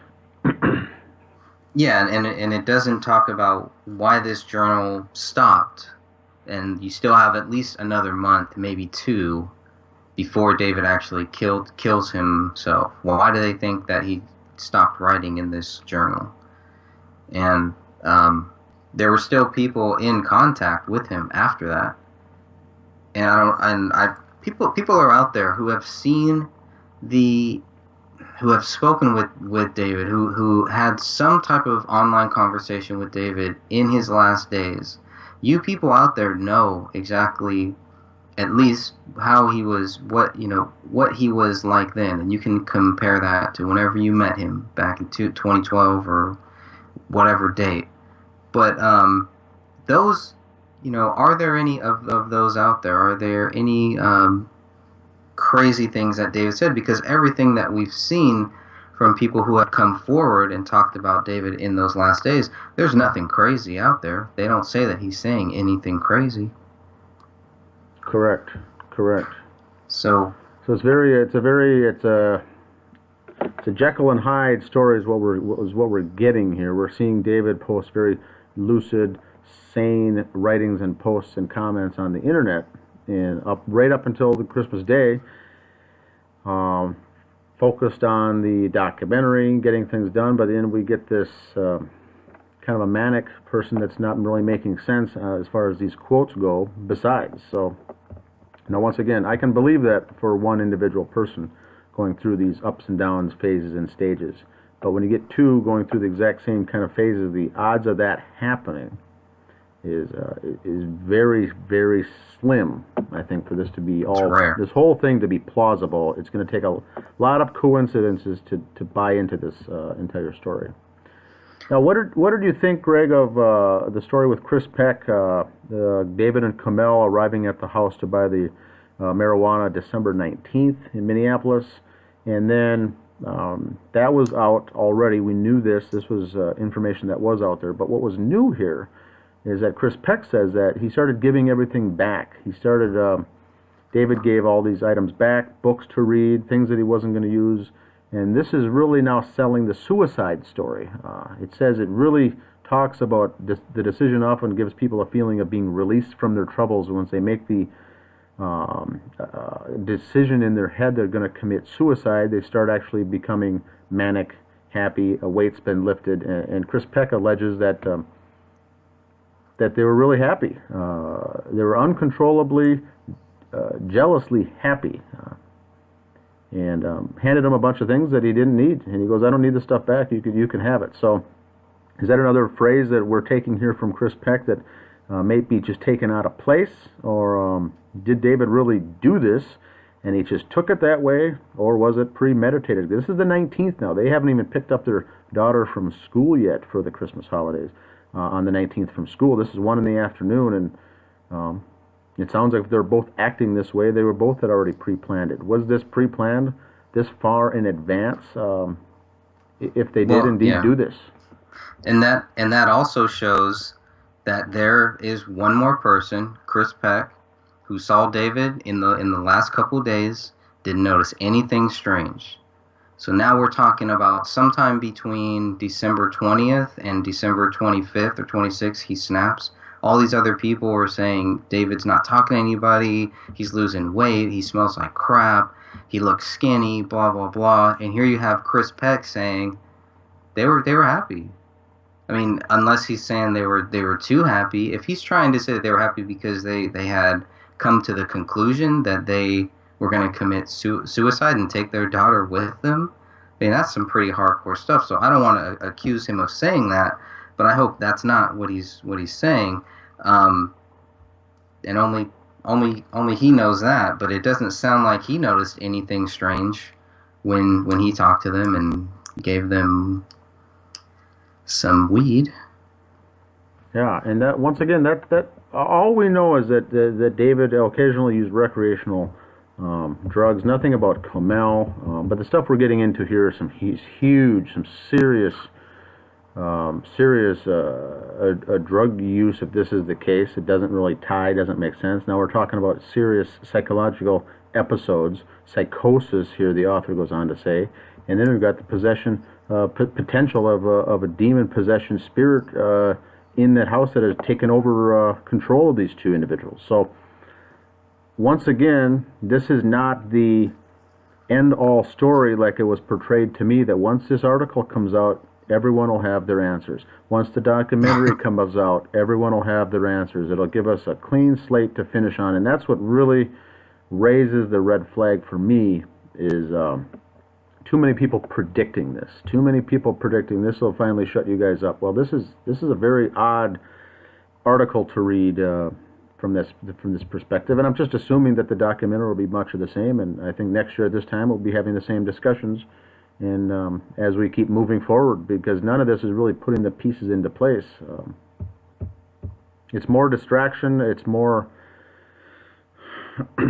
It's more not derailing the conversation, distraction, but it's more redirection. It's getting the user to focus on something else, and it just to me it's too fishy. Yeah, well, they definitely got me focused on it, on some things for sure. What about the last thing David wrote in his journal? Do you have that open? Yeah, I haven't found. I got to find it here yet, but go ahead. He says, "I am no one. It is everyone else who is someone." Then in the same, then Alec writes, "On Christmas morning, David made a list of plans for the coming year. Christmas, 6-day countdown. It will be a new year," he wrote, and he reminded himself that December 30th was the last day to crowdfund. Then, with a pistol that he kept in a safe in the bedroom, he shot Kamel and Rania as they lay on the living room floor. Sometime later, he sat down beside them and shot himself. See, I mean, you just see how quickly it goes from this guy's planning for the future, blah, blah, blah. Yeah, so that to me was strange. It jumps around. It just certainly jumps around with the because article. Yeah, because the last time he wrote, you said, was in November. So in the very next sentence, now we're on Christmas morning. I mean, it's just they're trying to tell a certain story that it just seems choppy. It seems like eyes wide shut. Like there's just a lot more to this that was edited out or something. So maybe Alec is going to write a book on this someday. Yeah, it could be. It does seem that there's pieces. It seems to me that there's chunks of paragraphs here that were wiped out, and then the reading doesn't flow from one section to the next. Especially that one article that you just read. That particular paragraph talks about David being happy, excited, talking about the future, and then it jumps right into grabbing the gun and killing himself. So it's crazy. It doesn't do that. It doesn't flow. No. Now, what about the when they first went in to look at the home, the cleaning company had maybe potentially painted a white rectangle over the blood. Is that something that a cleaning company would normally partake and do, or is that a special request? Or if their job is to clean the essential biohazard in that home, did they bring along their paint cans and decide to paint the wall? Because even when Mason Hendricks went there the very first time, he thought it was odd because he knew something was painted over, but it was just a rectangle of white paint. And that's why Allah Akbar was written on the wall. And I'm just from a standpoint of the cleaning service. Is that something that they would do, or if they were asked to do, maybe they did it, or did the law enforcement do it, or did the neighbors or family do it? I'd like to know who did the painting and why. It was a crime scene. It was there. There was no really need to hide it. Not sure what painting white over it would do. Typically, you want to cover up something in paint, you're going to paint it much darker. Throw on a couple coats of black paint, and it's going to be covered up just like that. But they decided to use white, which I'm sure by the time the family got into that house, the red lettering bled right through anyway. So that whole thing confuses me. Yeah, it does, because if Mason didn't know about that, and he was in the house a couple days after, there's got to be a lot of other things that he has to be open to the fact that there's probably a lot of other things he might not know about either. But getting back to the question there, I think obviously the Apple Valley Police Department had to have whoever they hired to do the actual painting. The order had to come from them, and then it's like, okay, who actually saw it? Who actually saw Allah Akbar written on the wall? Written on the wall. Who actually saw that? Only the police, because nobody else has really claimed to have seen it. I'm not saying that that wasn't there. I do think that was there. I have no reason to think that wasn't there. But it's like, okay, who saw it? Who ordered it to be painted? Who informed the family? And then why did they paint it? I mean, I can see why they would paint it. You don't want something like that just sitting there. I can totally get that.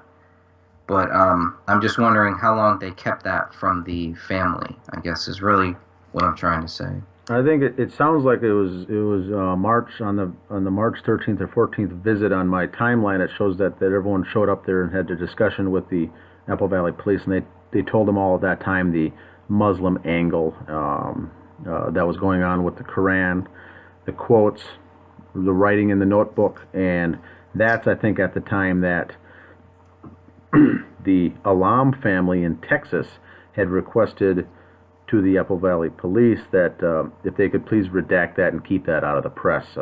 It just would cause too many angles, uncomfortable situations, and it looks like they did that for some time. They were able to keep that under until the following January 2016, when Fox 9 News, the investigator report, came out and opened that whole ugly wound up to the dismay of the Alam family.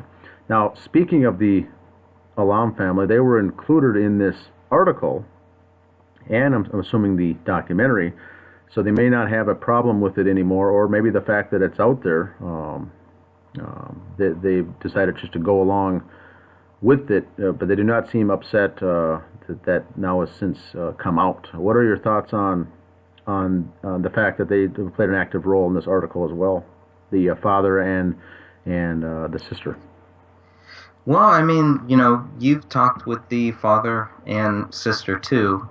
Did it seem like it was the same stuff that they were telling you? The Muslim angle wasn't out when I spoke to the father at that time. Only later, that came out in January of 2016, and I spoke with him in August of 2015. So everything that they know about all of that is secondhand from the cops, and then everything that they've been telling us is all third hand. Correct. Sidder is the only one who told me that, just saying, they really requested that be left out. And when we got the police report back, the 94 pages of the Apple Valley Police Report, the items that were redacted in the black marker was all things related to the Muslim writing on the wall, the Quran, the submit to Allah. Now that whole garbage, in addition to some random other things that were redacted. Yeah, which just seems strange. It seems strange that there's no reason for the cops to hide that from the family. There's no reason the family shouldn't have known from the very start. Do we know if Dan Crowley and Kate Crowley, they should have at least, the police should have told them from the very start, not 2 months later. So I think that's I believe That's another question. I believe, and this is just my opinion, that I think all the family members were told that March, 2 months after the bodies were found. I mean, but that just shows that there's so many other things that they could not have been told about too. I agree. I agree that in a case like that, you would think they'd be told everything up front, nothing would be filtered, and then the family having to go through that 2 months later, now finding out that additional information really would be upsetting. Or even seeking out any alternative theories. Was there any danger to that? Was there any risk to that? So, just another question, I guess.